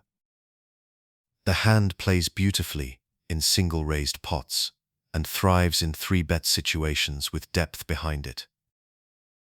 It controls pot size naturally, applies pressure effectively, and finds profit in places where lesser hands struggle. But that power demands discipline. The advantage of the button is not freedom to act recklessly. It's freedom to act wisely. Mathematically, your position magnifies every edge. Your continuation bets face less resistance, your calls realize more equity, and your bluffs carry greater fold equity. King-Queen suited in particular gains immense value because you control the final note in the hand's rhythm. You can float flops, delay aggression, and capture thin value with clarity. The key is not to overplay that control, to use it like a steady pulse, not a hammer. Imagine a moment at the table. You're on the button, and the cutoff opens. You look down at King-Queen of clubs, a classic harmony of timing and potential. You call, keeping the pot manageable and position intact. The blinds fold, and the flop comes, Jack 10-5 with 2 hearts. You've flopped an open-ended straight draw. The cutoff bets. You pause and call softly. The turn brings a blank. The action checks to you. You sense stillness, bet small, and the pot folds your way. No drama, no risk, just rhythm. The hand passes through you like a breath. That's the essence of the button, control through composure. You don't force outcomes, you guide them. You're not reacting to chaos, you're directing flow. King-Queen on the button turns poker from survival into conversation, a calm dialogue between awareness and opportunity. Emotionally, the button tests your maturity as a player. Many chase this position as a license for aggression, believing they must act constantly to justify their seat. True mastery is the opposite. The button's real strength lies in selectivity, knowing when to use the power of position and when to let the hand pass untouched. The discipline to fold strong-looking hands here, when the moment doesn't fit, shows the highest understanding of advantage. Over time, you begin to see the button not as privilege, but as responsibility. You are the tempo setter. You decide whether the hand's story continues or closes. When you raise, you do it with purpose. When you check, you do it with presence. Every motion becomes intentional. Mathematically, this awareness compounds.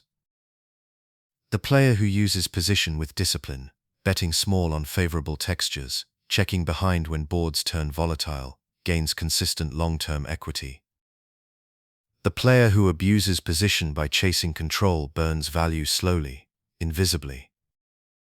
King-Queen makes this distinction obvious. It's strong enough to lead, but fragile enough to punish greed. There's a spiritual symmetry here too. The button represents perspective, the ability to see before acting. It's where poker mirrors life most clearly. You're reminded that power doesn't come from domination, but from timing. The patience to wait, the calm to observe, and the confidence to act at the right moment, That's true position. Picture the scene. A quiet table. The dealer's voice steady. You sit on the button, chips stacked neatly, the rhythm of the room soft. You look at King-Queen, then around the table. You feel the awareness of every story playing out before you. You wait for stillness, then move with grace, a small raise, a calm call, or a simple fold. Each action carries ease. That's how King-Queen teaches position, not through aggression, but through understanding. On the button, you don't chase advantage. You embody it. You lead through patience, win through rhythm, and act only when harmony appears. Because in poker, as in life, the best position isn't about being first or loudest. It's about seeing everything clearly and moving only when it feels right. Chapter 20. Playing from the blinds. The blinds are where discipline is tested most severely. You begin each orbit at a disadvantage, already invested in a pot you didn't choose to enter. From here, the game feels different, compressed, reactive, and often uncomfortable. With King-Queen, this discomfort deepens. It's a hand that looks too strong to fold, yet too fragile to play carelessly. The blinds expose your impulses, and in those exposures, they teach restraint. The small blind and big blind each carry their own burdens. In the small blind, you act first, post-flop, in nearly every scenario. That single fact reshapes the entire hand. King-Queen, normally confident and graceful, becomes nervous here. It doesn't perform well without control of position, and even top pair can shrink against aggression. The discipline to fold in marginal spots is what protects your long-term balance. You don't lose much by surrendering your blind. You lose everything by defending it poorly. In the big blind, temptation grows stronger. You've already committed chips, and folding King-Queen feels like waste. But poker isn't about recovering sunk costs. It's about managing future ones. You defend selectively, more often against late position opens, less against early strength. The key is to remember that post-flop skill matters more than pre-flop equity. A playable hand becomes profitable only when you're prepared to let go of it. Mathematically, calling raises from the blinds with King-Queen depends heavily on range width and pot odds. Against a late position raiser, King-Queen suited can defend profitably, especially when stacks are deep. Offsuit versions lose their luster quickly, performing worse out of position. The numbers suggest discipline: fold more, call less, and 3-bet sparingly. When you do engage, do it with a plan, either to seize initiative pre-flop or to navigate post-flop with calm awareness.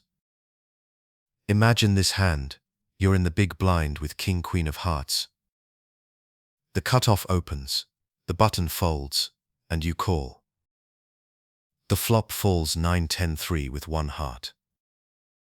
You've flopped an open-ended straight draw and a backdoor flush. You check, they bet small, and you call. The turn brings the ace of spades, a perfect scare card. You check again, and they check behind. The river brings the jack of hearts. The straight completes softly. You lead small, they fold. The hand felt defensive, but your patience turned position into power. That's the hidden truth of the blinds. Even when you begin behind, presence can bring you back. You don't need to force control. You only need to maintain structure. Poker rewards those who resist panic, who stay aware even when out of position. King-Queen teaches this through repetition. Not every hand from the blinds is worth fighting, and not every fight must be won immediately. Emotionally, playing from the blinds mirrors life's harder lessons, doing your best with imperfect conditions. You don't choose your position, but you choose your response. Each orbit, you'll face disadvantage. Each orbit, you'll have a chance to handle it gracefully. When you stop treating the blinds as punishment and start viewing them as practice, the discomfort fades. They become your quiet classroom. Over time, your relationship with these positions changes. You stop defending emotionally. You fold without frustration. You call without fear, and you release pots without resentment. You start to appreciate that survival from the blinds isn't about winning every hand. It's about losing well. Controlled losses are victories in disguise. Picture the scene. The table hums with motion. Chips clink in steady rhythm. You post your big blind, watch the action unfold, and see a raise come from middle position. You look down at King-Queen. For a moment, temptation flickers. The hand looks royal, noble, deserving. But you breathe, consider position, and fold softly. The moment feels quiet, almost meditative. The next hand begins, and you are still calm. That's how the blinds become bearable, through acceptance. King-Queen teaches that even from disadvantage, you can maintain grace. You can lose small, learn deeply, and remain whole. Because in poker and in patience, control begins not with where you sit, but with how you respond to where you are. Chapter 21. Facing aggression after the flop. Aggression after the flop is the moment when every hand's true character is revealed, not in cards but in composure. When chips start moving from the other side of the table, when the bets come fast and firm, your pulse rises. Logic competes with instinct. King-Queen, a hand that often connects but rarely dominates, becomes the perfect test of how you handle pressure without panic. The first truth about post-flop aggression is that it's not always strength. In modern poker, players bet and raise with a range of intentions: value, protection, and bluff. But emotional reactions often lump them together. You feel attacked. Your mind leaps to defend. That instinct, left unchecked, drains entire stacks. The discipline lies in observation before reaction. Ask, what story are they telling? What story have I told? The clearer your understanding, the calmer your response. When you hold King-Queen, many flops give you something: a pair, a draw, overcards, or potential. The danger comes from treating something as enough.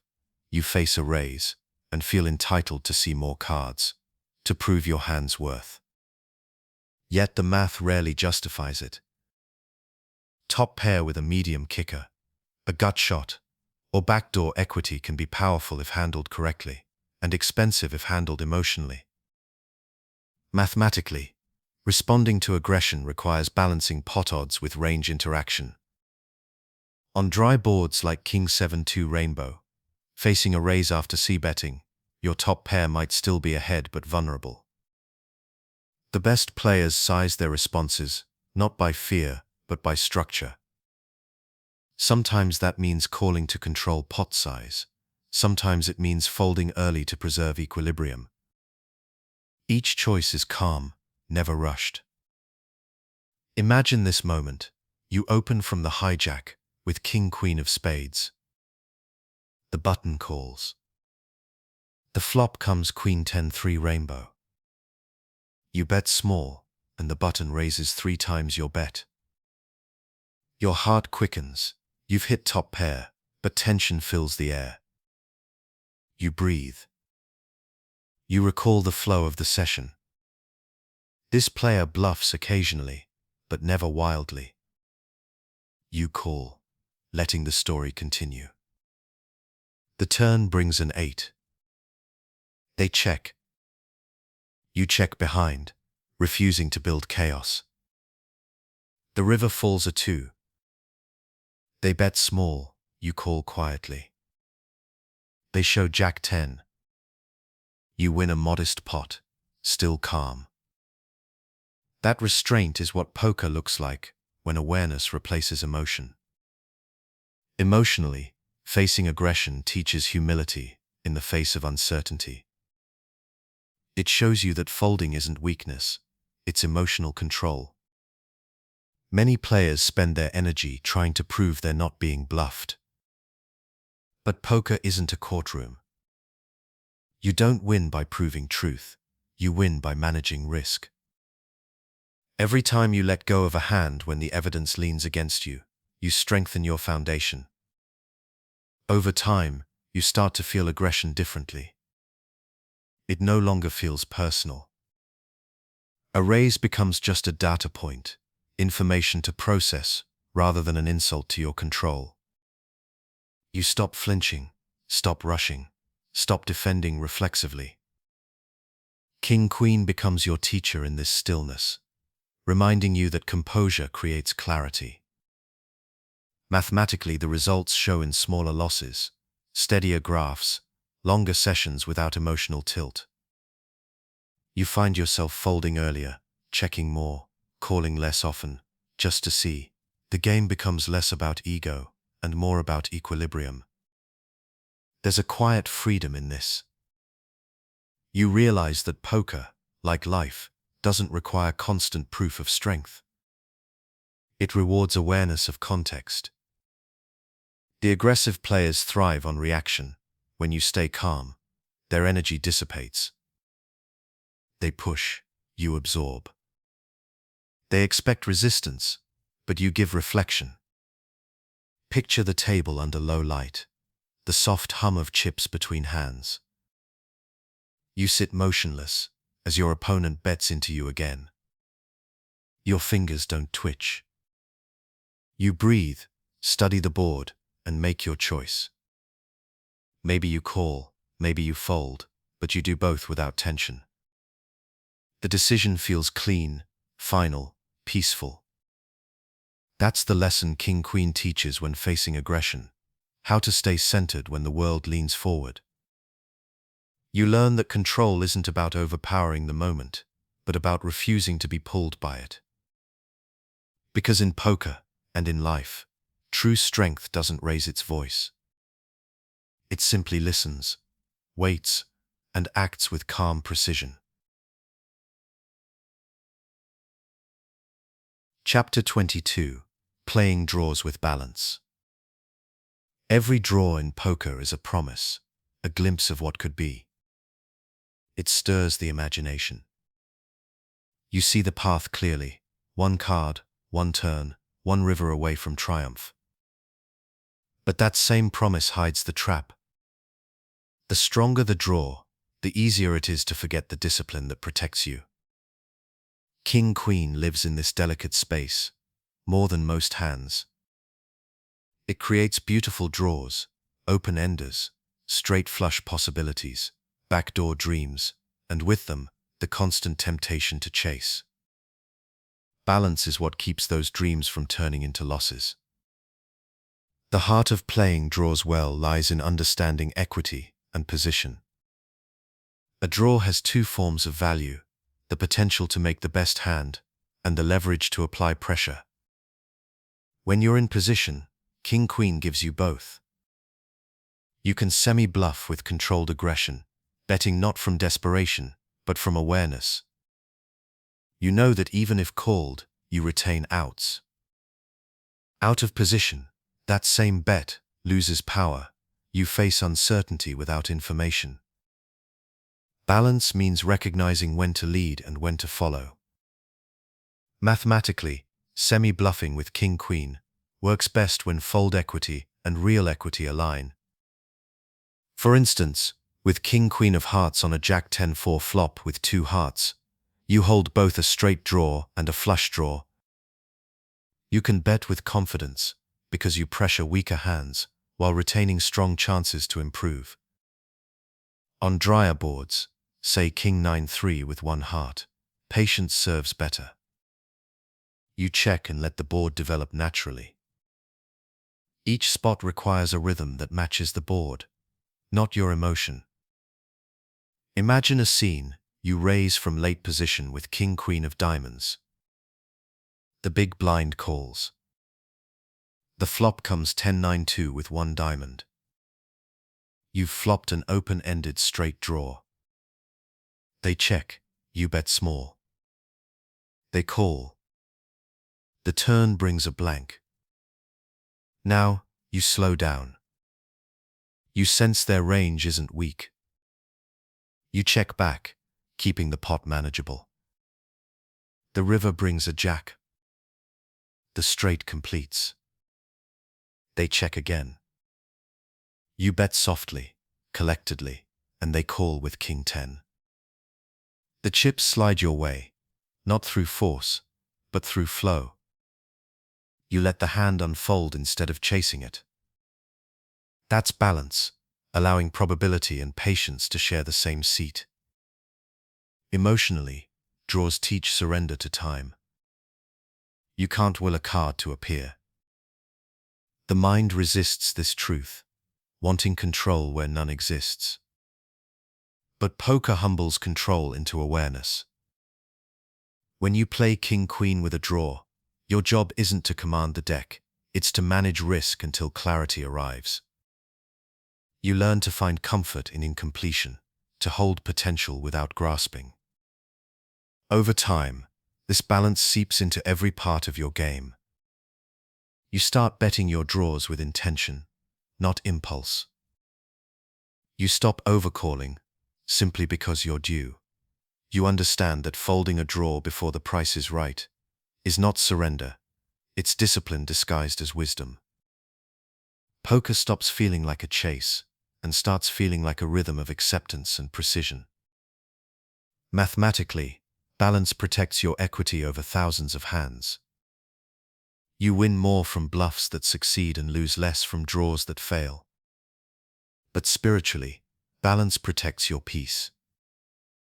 The moment you stop expecting every draw to complete, you start enjoying the process of playing it well. Picture the soft glow of the table. You hold king-queen, the turn card pending, tension in the air. The dealer burns and turns. Whatever comes, you stay still. You don't hope or fear, you observe. The card falls, the story changes. You act in rhythm with it, calm and clear. That's how king-queen teaches balance, through hands that live in between, neither strong nor weak, certain nor lost. You learn that true mastery isn't about hitting your draws. It's about playing them beautifully, regardless of outcome. Because balance, like poker, isn't about control. It's about harmony, the quiet space where patience and probability meet. Chapter 23. Reading opponents through timing. Every poker player gives something away, even when they don't mean to. It isn't in their words or expressions alone, it's in their timing. The pauses, the delays, the instant checks, the hesitations before a call. These moments, invisible to the casual eye, form the heartbeat of the table. When you play king-queen, a hand balanced between confidence and vulnerability, timing tells you when to advance and when to step back. Timing tells stories long before cards are shown. The fast bet often carries premeditation, a continuation of plan rather than a reaction. The long pause before a small check may signal confusion, calculation, or even a trap. But the key isn't to memorize these rhythms, it's to listen. Every player has their own tempo, and reading timing means learning to hear their music without letting it control your own. King-queen helps train this awareness, because it forces you to watch, rather than assume. It's rarely dominant, so you can't rely on brute strength. You must pay attention. When you raise pre-flop and get called, the speed of your opponent's call reveals tone, a snap call suggests routine, A thoughtful call suggests preparation. Each clue, small as it seems, becomes a thread in the story of the hand. Mathematically, timing reads don't alter the game's equity, but they influence your interpretation of ranges. A quick check on a dangerous flop may suggest fear. A delayed continuation bet may reveal indecision. Professionals combine timing with texture. What the board shows, what the stacks represent, what history suggests. The more data points align, the clearer the picture becomes. Imagine this hand. You open from the cutoff, with king-queen suited. The big blind calls. The flop falls, queen 8-5 rainbow. Your opponent checks instantly. You bet small, and they call without hesitation. The turn brings a 9. This time, they pause. A deep, thoughtful pause. Then they check again. That delay changes everything. Their rhythm slowed, suggesting new connection, perhaps a straight draw or second pair. You check back, sensing caution. The river comes a 2. They check once more, faster now, almost impatient. You bet softly for value. They fold. You win through patience, not through cards, through listening. That's what timing reveals, patterns of comfort and discomfort. Poker is a game of tension, and timing is its pulse. The key is not to exploit it instantly, but to collect it quietly over time. The longer you sit with a player, the more their timing becomes a language. You learn their habits, when they speed up with strength, when they slow down with weakness. Emotionally, timing awareness teaches presence. You can't notice subtle shifts if your own mind is noisy. To read timing, you must be still. You must stop projecting your fears or hopes, and simply observe the rhythm in front of you. King-Queen, which demands focus and restraint, naturally leads you into this mindfulness. You begin to play slower, breathe deeper, and act with deliberate calm. Over time, this attentiveness sharpens more than your strategy. It sharpens your composure. You no longer rush decisions to relieve tension. You wait, breathe, and let information reveal itself in tempo. You start recognizing that poker isn't about who acts fastest. It's about who notices most. There's a deeper lesson too. In life, timing reveals truth. People show their intentions, not only through words, but through pauses. The delay before they speak, the silence after they act, all communication hidden between beats. Poker mirrors that rhythm perfectly. Picture the table bathed in warm light. The room is quiet, except for the soft shuffle of chips. You hold king-queen, waiting for action to return to you. Your opponent takes a beat longer than usual to check. You feel it, the hesitation. You smile inwardly, not in triumph, but in recognition. You've learned their rhythm. That's how king-queen teaches timing, not through speed, but through stillness. You learn to listen for patterns hidden between seconds, and in that listening, poker slows down. The board, the chips, the air, all of it becomes music, and you, calm at the center, learn to move in harmony with the beat.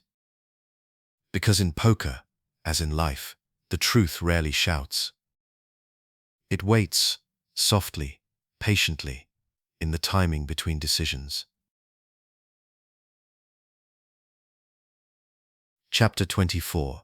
Re-raise, on the river. Few moments in poker feel as heavy as a re-raise on the river. The hand is almost complete. The story has unfolded across streets of logic and instinct. And now, just as you begin to exhale, the rhythm changes. A quiet pot becomes electric. Your opponent leans forward, and chips slide across the felt in defiance of expectation. You stare down at king-queen and feel every heartbeat sharpen. What does it mean? What do you do now? River aggression is the final test of composure. It's where information collides with emotion. Earlier streets offer possibilities. The turn can still change. The flop can still evolve. But the river is truth. There are no more cards to come, no more chances to recover. What remains is decision and consequence. King-queen, often strong but rarely invincible, finds itself here frequently, ahead of bluffs, behind monsters, and caught in the balance between doubt and discipline. The first principle is simple. Most river raises tell the truth. They represent narrow, polarized ranges, either the nuts or nothing. Players rarely risk stacks on the final street without conviction. The exception is the bold bluffer, the rare soul who understands that the river's finality creates fear. Your job isn't to outguess them, it's to read the story backward. Does their line make sense? Does the hand they represent exist within reason? Mathematically, calling a river re-raise with king-queen requires clear logic and calm breath. You're often facing bets that force you into uncomfortable pot odds, rarely more than 2-1. The math alone doesn't decide. Context does. On safe, dry boards, your top pair may still win. On volatile, coordinated textures, especially those that complete draws, the same hand becomes fragile. The more consistent the story of strength, the more comfortable the fold should feel. Imagine the moment. You open from the button with king-queen of hearts. The small blind calls. The board runs out king 8-5 2-10 with 2 hearts. You bet each street for value, small, measured, controlled. On the river, you make a gentle bet. The small blind pauses, then raises large. Time slows. You replay the hand in your mind. No draws missed, no loose actions, no signs of desperation. The raise feels sincere. You breathe, fold softly, and watch them turn over pocket 8s for a set. You feel no frustration, only quiet confirmation that patience was profit. That's what the river re-raise teaches. Not how to be fearless, but how to be faithful to your read. You learn that folding the best hand occasionally is not failure. It's part of the cost of discipline. The more you trust that truth, the more peaceful these moments become. Emotionally, these situations reveal the last layer of attachment. By the river, you've already invested time, focus, and chips. You've built a narrative, and your mind resists letting go. Folding feels like erasing the story you've told. But poker, like life, rewards those who can release what no longer serves them. The chips you save are as real as the chips you win. Over time, your relationship with the river changes. It stops feeling like a battlefield and starts feeling like a test of clarity. You no longer panic when the raise comes. You breathe and observe. You replay the rhythm of the hand, the bet sizes, the timing, the tone, and you let logic guide you gently toward resolution. There's also the rare moment when the opposite is true, when your opponent's raise doesn't fit the story. The flush draw missed, the board paired, the bet feels forced. Your intuition stirs. You take your time, call calmly, and they show nothing. You smile softly, not for victory, but for recognition of alignment, that perfect moment where observation and courage meet. Mathematically, you'll lose some of these calls and win others. Emotionally, you'll win all of them, because the decision was clean. Picture the table late at night. The pot glows under overhead light. You hold king-queen, chips stacked neatly, mind steady. A breeze comes, deliberate and strong. You breathe once. You see the pattern, the story, the truth beneath it. Whether you call or fold, you do it without fear. The sound of the chips moving doesn't shake you anymore. That's what the river re-raise teaches, serenity under finality. The ability to act without panic, to release without regret, and to trust that peace doesn't depend on outcome. Because in poker, and in life, the final test is never about winning the hand. It's about whether you stayed calm through its ending. Chapter 25. Folding Beautiful Hands. There comes a moment in every player's journey when discipline must rise above desire. You look down at something elegant, a hand that has served you well, that feels alive with possibility, and you realize that folding it is the correct play. It doesn't feel natural. It doesn't feel rewarding. But it is the mark of mastery. Folding beautiful hands, like king-queen, is where strength transforms from skill into wisdom. The hardest part of poker isn't losing a big pot, it's letting go of one you wanted to win. King-queen is seductive because it so often looks too good to fold. It catches flops that tease improvement, makes pairs that feel commanding, creates draws that whisper just one more card. But beauty in poker doesn't equal safety. Sometimes, the most polished hands hide the deepest traps. Mathematically, folding king-queen in tough spots is often the only profitable choice. Against heavy aggression on dangerous textures, ace-high boards, paired boards, 4 straight runouts, its equity evaporates. The numbers show what emotion resists. Holding on costs more than letting go. But the discipline to act on that truth doesn't come from charts. It comes from peace. Imagine this moment. You open from middle position with king-queen of spades. The cutoff re-raises. You call, calm and centered. The flop comes ace-9-5 rainbow. They bet large. Your instinct wants to float, to see if a miracle card appears. But deep down, you know. Their line is strong, consistent, deliberate. You fold.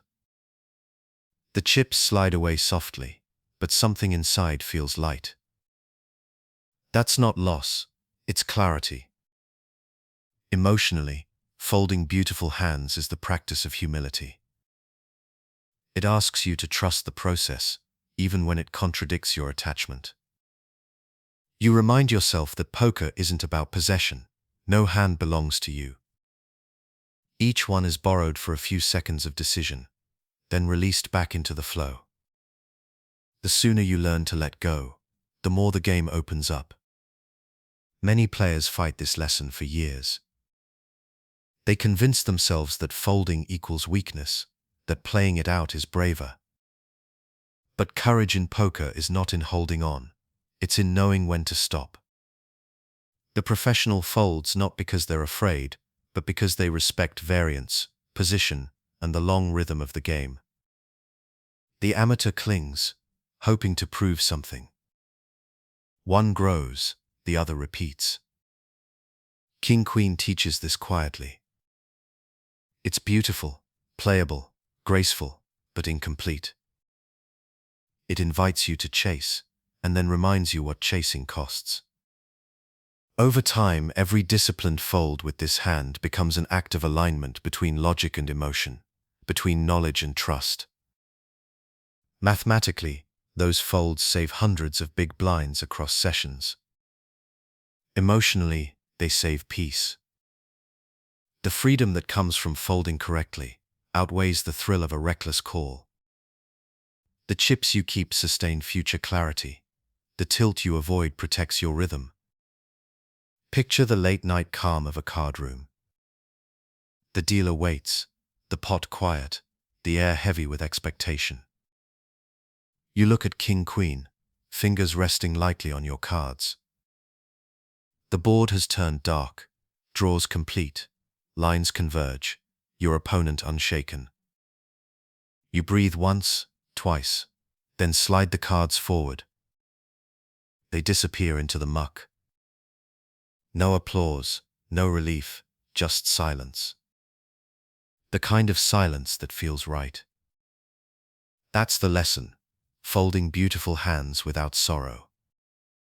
Recognizing that discipline is not the absence of desire, but the choice to act beyond it. Over time, these folds become your foundation. They keep you balanced when variance swells, calm when cards betray you, confident when opportunities arise. You realize that mastery isn't about playing every hand perfectly. It's about knowing which hands not to play at all. King-Queen will tempt you again and again. It's supposed to. It's the mirror of poker's beauty and danger combined. But when you can fold it peacefully, without resentment, you've reached something deeper than understanding. You've reached awareness. Because in the end, folding beautiful hands is not about surrender. It's about remembering that true strength doesn't cling. It lets go and moves forward with grace. Chapter 26. The Power of Letting Go. Every player begins poker, thinking the goal is to win hands. It seems obvious. You sit, you play, you compete, and victory feels like success. But as the game matures within you, something softer emerges. The understanding that real power comes not from winning, but from knowing when to release. The power of letting go is not weakness, it's mastery of attachment.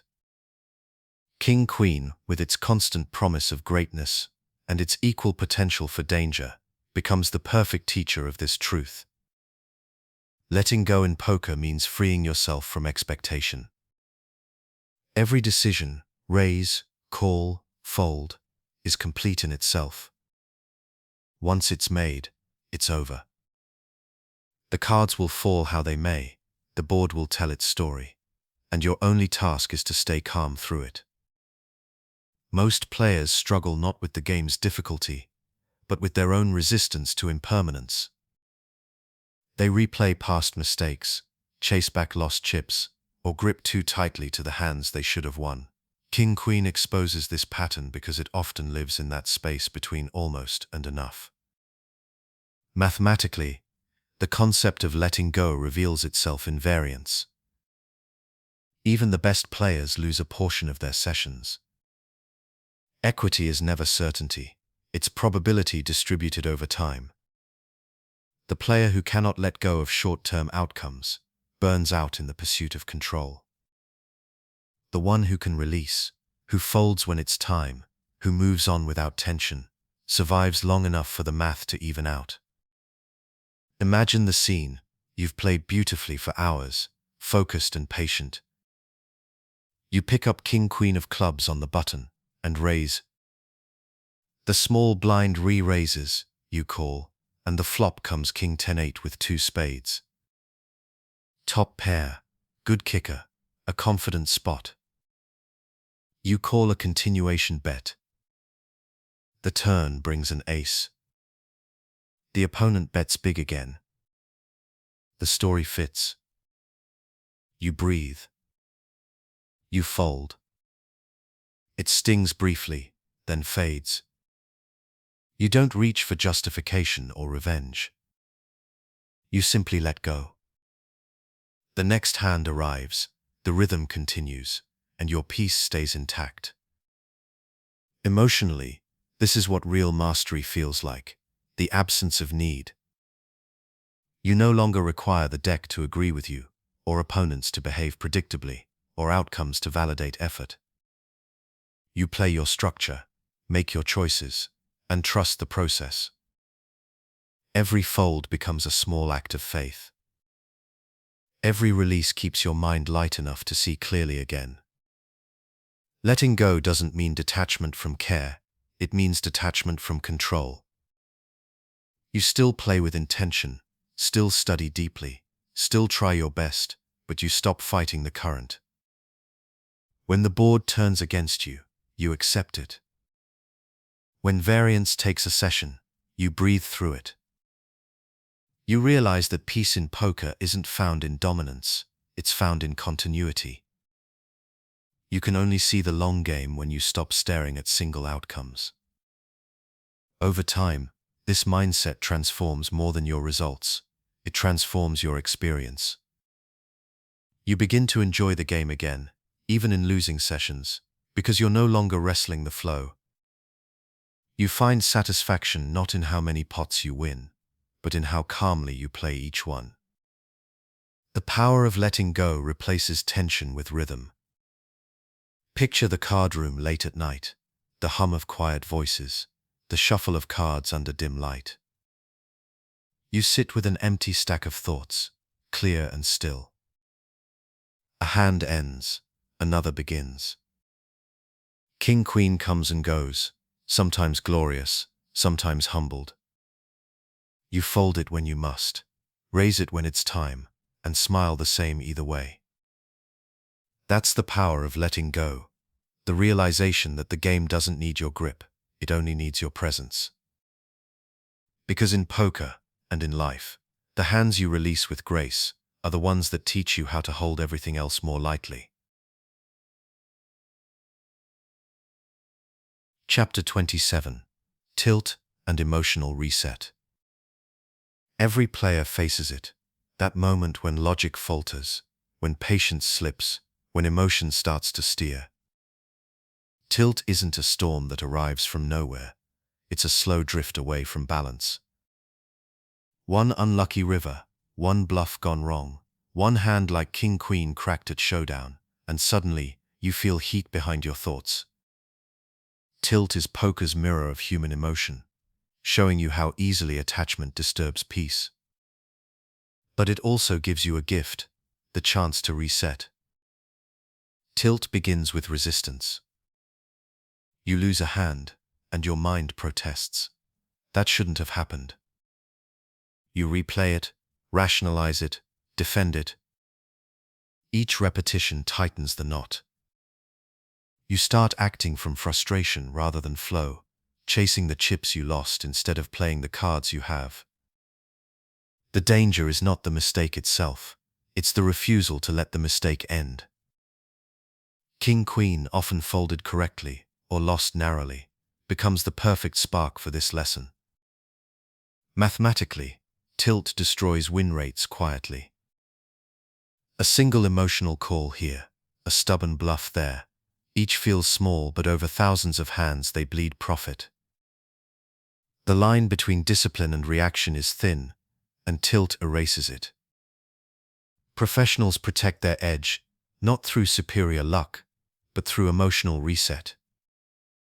They have learned how to end the story of one hand before beginning the next. Imagine this moment. You've played patiently all night.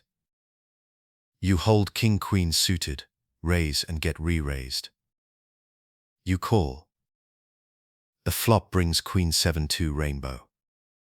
You bet small, your opponent calls. The turn is a jack. You check, they bet large. You call again, holding hope. The river falls an ace. They shove, you fold, and they flash, King 10 with a grin. The sting hits instantly. The ego screams, I should have won that. Your hands tighten on your chips. You want to win it back. But instead, you breathe. You stack your cards neatly, look at the dealer, and say softly, next hand. That sentence, quiet, simple, complete, is your reset. Emotionally, resetting means reclaiming presence. It's a conscious choice to stop carrying what's already gone. The best players don't avoid tilt by suppressing emotion. They accept it fully, then release it. Anger, frustration, disbelief, All are allowed to pass through, but none are allowed to stay. The key is to notice the moment. Emotion becomes movement. The instant you feel heat in your chest or urgency in your hands, you pause. One breath. One reset. Over time, this habit rewires your relationship with variance. You stop interpreting losses as injustice and start seeing them as instruction. Each bad beat becomes an opportunity to practice equanimity. King-Queen loses a flip. Good. A chance to breathe through volatility. A bluff fails. Perfect. Another chance to practice patience. You begin to appreciate that every tilt trigger is also a doorway back to stillness. Mathematically, emotional resets extend longevity. You play longer sessions without decline, make better end-of-night decisions, and recover faster from variant swings. The calm player doesn't play more hands. They play fewer bad ones. Over weeks and months, that difference becomes enormous. There's a spiritual symmetry here. Poker's emotional resets mirror life's. We carry arguments, mistakes, losses, replaying them in our minds long after they end. The reset is the reminder that peace exists only in the present moment, not in analysis, not in correction, but in release. Picture the card room near midnight, the room dim, the hum steady. You fold a hand, feel tension linger in your chest. You close your eyes for one quiet breath. The air shifts. The tension dissolves. You open your eyes, and the dealer is already shuffling a new hand. The game continues. You're back. That's tilt transformed, not avoided, but understood. King-Queen becomes your compass through it. Elegant, imperfect, always teaching calm amid variance. Because the secret of poker, like the secret of balance, is not avoiding emotion, it's remembering how to return. Chapter 28. Playing against loose aggressors. Every poker table has them, the players who seem to live in motion. They raise constantly, bet without hesitation, fire again on turns and rivers with nothing but air. They create noise and chaos, turning every calm rhythm into a blur. These loose aggressors thrive on reaction. They want you off balance, emotionally tilted, chasing clarity inside their storm. King-Queen, elegant but easily overplayed, often becomes their favorite target. Learning to play it against them is not about fighting back, it's about using their energy against them. Loose aggressive players build their strategy on pressure. They widen ranges, apply consistent bets, and force others into mistakes. Against them, passivity bleeds chips, but reckless retaliation bleeds faster. The balance lies in patience, wrapped around precision. King-Queen offers just enough strength to engage, but only when the moment is deliberate. You don't tame the lag by calling every raise. You let them reveal the limits of their own chaos.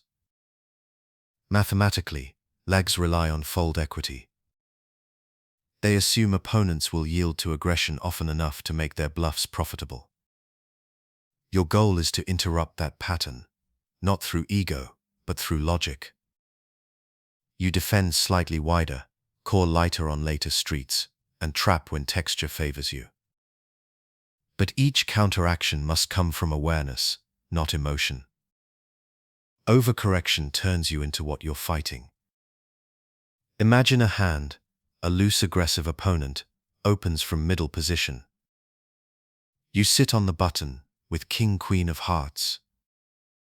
You call, calm and patient.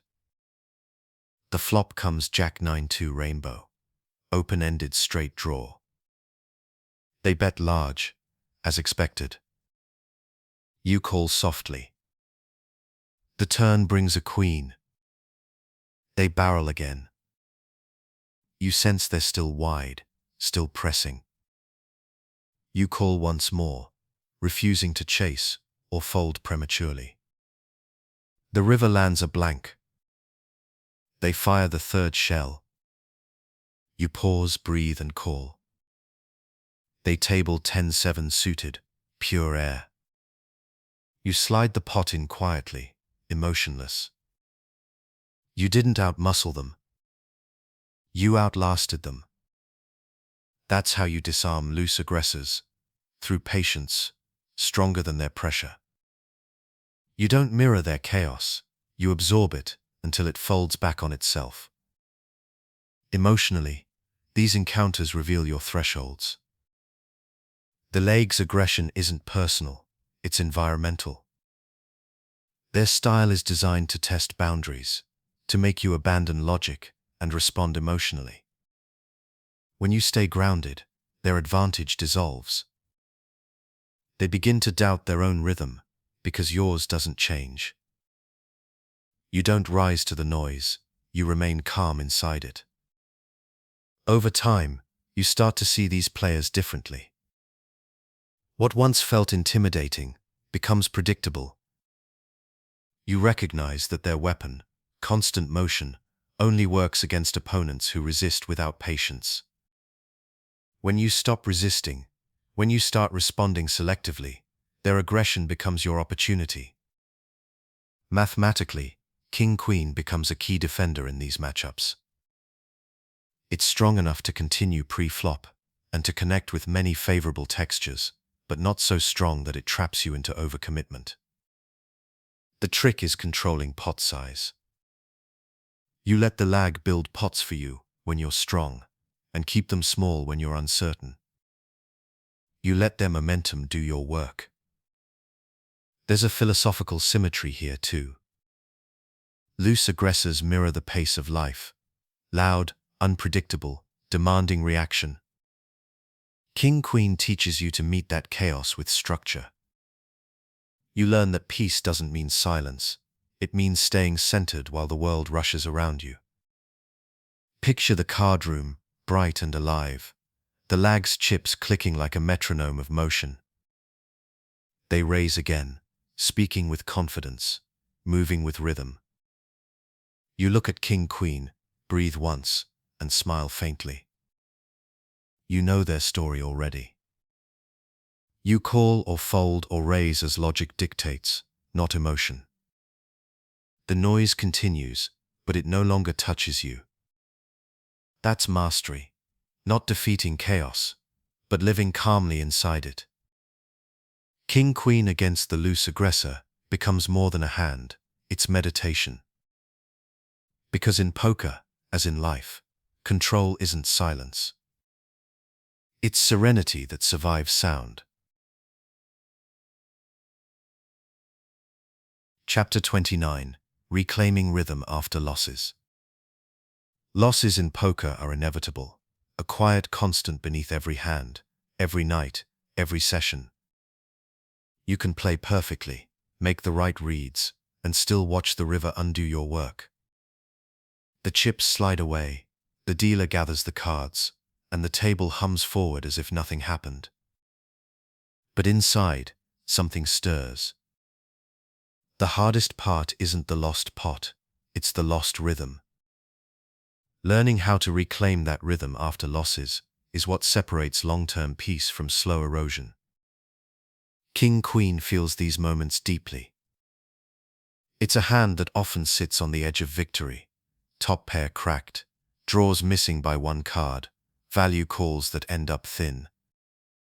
The sting doesn't come from disaster, it comes from proximity. You were almost right. You were almost rewarded. That almost can echo for hours, if you let it. The mind begins to chase, replaying every detail, each street rewritten through the lens of hindsight. But the rhythm of poker doesn't wait. You either rejoin it, or stay trapped outside of it. The first step in recovery is acknowledgement. Don't rush past frustration. feel it briefly, then name it. Acknowledge the disappointment, breathe once, and place it down. Pretending calm without release builds pressure underneath. True composure isn't silence, it's release without attachment. Mathematically, losses in poker are part of equilibrium. Every player, even world champions, lose a significant portion of their sessions. The edges are small, and variance is vast. The players who endure aren't those who win more frequently, but those who recover more efficiently. After every setback, they return to baseline quickly, protecting the quality of their next decision. Imagine this moment. You've played 3 hours of careful, balanced poker. You pick up king-queen suited and flop top pair on a dry board. The pot grows slowly, then the river brings an ace. Your opponent bets, you call, and they reveal ace-jack. You sit still, feel the sting, and nod softly. No outburst, no justification. The next hand is dealt. You fold 2 orbits in silence, breathing evenly, recentering your rhythm. By the time you next see a playable hand, your calm has returned. That's what recovery looks like: quiet, invisible, complete. Emotionally, reclaiming rhythm after loss is an act of self-trust. The cards didn't betray you. The variance didn't target you. You simply walked through the natural pattern of the game. Each loss becomes lighter when viewed as continuity rather than punishment. King-Queen teaches this through repetition. You win small, lose small, learn deeply, and keep playing. There's a deeper truth hidden in rhythm. Poker is not about controlling outcomes, it's about maintaining clarity through them. When you lose a hand, the table doesn't stop. Life doesn't either. Rhythm never disappears, you just step out of sync with it. Getting back means listening again, to breath, to patience, to structure. Over time, you develop a ritual of recovery. Maybe it's stacking your chips neatly. Maybe it's a sip of water, a slow exhale, a brief smile at the absurdity of it all. These small habits act as anchors, pulling you back to awareness. You start to see losses not as events to erase, but as chances to practice presence. Mathematically, this steadiness preserves your bankroll. Emotionally, it preserves your joy. The longer you play without rhythm, the more mistakes follow. But when you reset quickly, variance loses its grip. You don't need revenge hands or desperate bluffs. You just need patience to let the math and the peace return. Picture the late-night calm of the room. You've just lost a decent pot, chips scattered smaller now than before. The dealer shuffles, voices murmur. You lean back, inhale once, exhale slowly, and feel the rhythm return. The cards move, and you are steady again. Same pulse, same breath, same clarity. That's the art of recovery, losing without residue, continuing without resistance. Because in poker, and in life, rhythm isn't lost when you fall behind. It's lost when you stop listening. And the moment you quiet your mind, it begins again. Chapter 30. Returning to the long game. Poker has a way of humbling you back into perspective. No matter how sharp your reads, how smooth your rhythm, or how disciplined your play, the game always reminds you that mastery isn't about the moment, it's about endurance. The long game is where everything finds its balance. Variance, emotion, and ego all dissolve over time, leaving only the quality of your decisions. Returning to that truth, especially after triumphs or losses, is the essence of sustainability. King-Queen symbolizes this perfectly. It's a hand that lives in between, not quite a premium, never a mistake, always teaching moderation. Over a single session, it can win beautifully or break your heart. But across thousands of hands, it behaves predictably. When played with patience and restraint, it earns steady profit. When chased through emotion, it drains slowly. The long game is simply this: trusting that process to unfold without forcing it. Mathematically, poker's long-term reality is built on expected value. Every correct fold, every thoughtful call, every well-sized bet, they stack quietly in your favor. You won't see the result in one night, or even one week. It appears in the graph that climbs gently after months of discipline. That slope, small but steady, is the real heartbeat of the professional mindset. King-Queen teaches you to love that slope, the slow, invisible accumulation of right decisions. Imagine the end of a long session. You've played carefully, folded often, won modest pots, and avoided catastrophe. There was no single heroic moment, no cinematic victory. Yet when you stand, your stack is quietly taller than before. You gather your chips, breathe, and realize this is what winning really looks like: calm, steady, sustainable. Emotionally, returning to the long game means releasing attachment to single outcomes. The human mind craves closure, a final hand to define success, a single pot to feel redeemed. But poker doesn't offer that. It flows endlessly, hand after hand, like waves against the shore. Your role is not to stop the tide, but to stay balanced through its rise and fall. King-Queen reflects this truth over and over. Some days it rewards patience with flopped straights and clean value. Other days it feels cursed, missing everything, folding endlessly. Both patterns are illusions. The real pattern is how you respond, whether you play it the same way regardless of outcome. That sameness is discipline. That sameness is freedom. Over time, the long game reshapes you. You stop thinking in sessions and start thinking in seasons.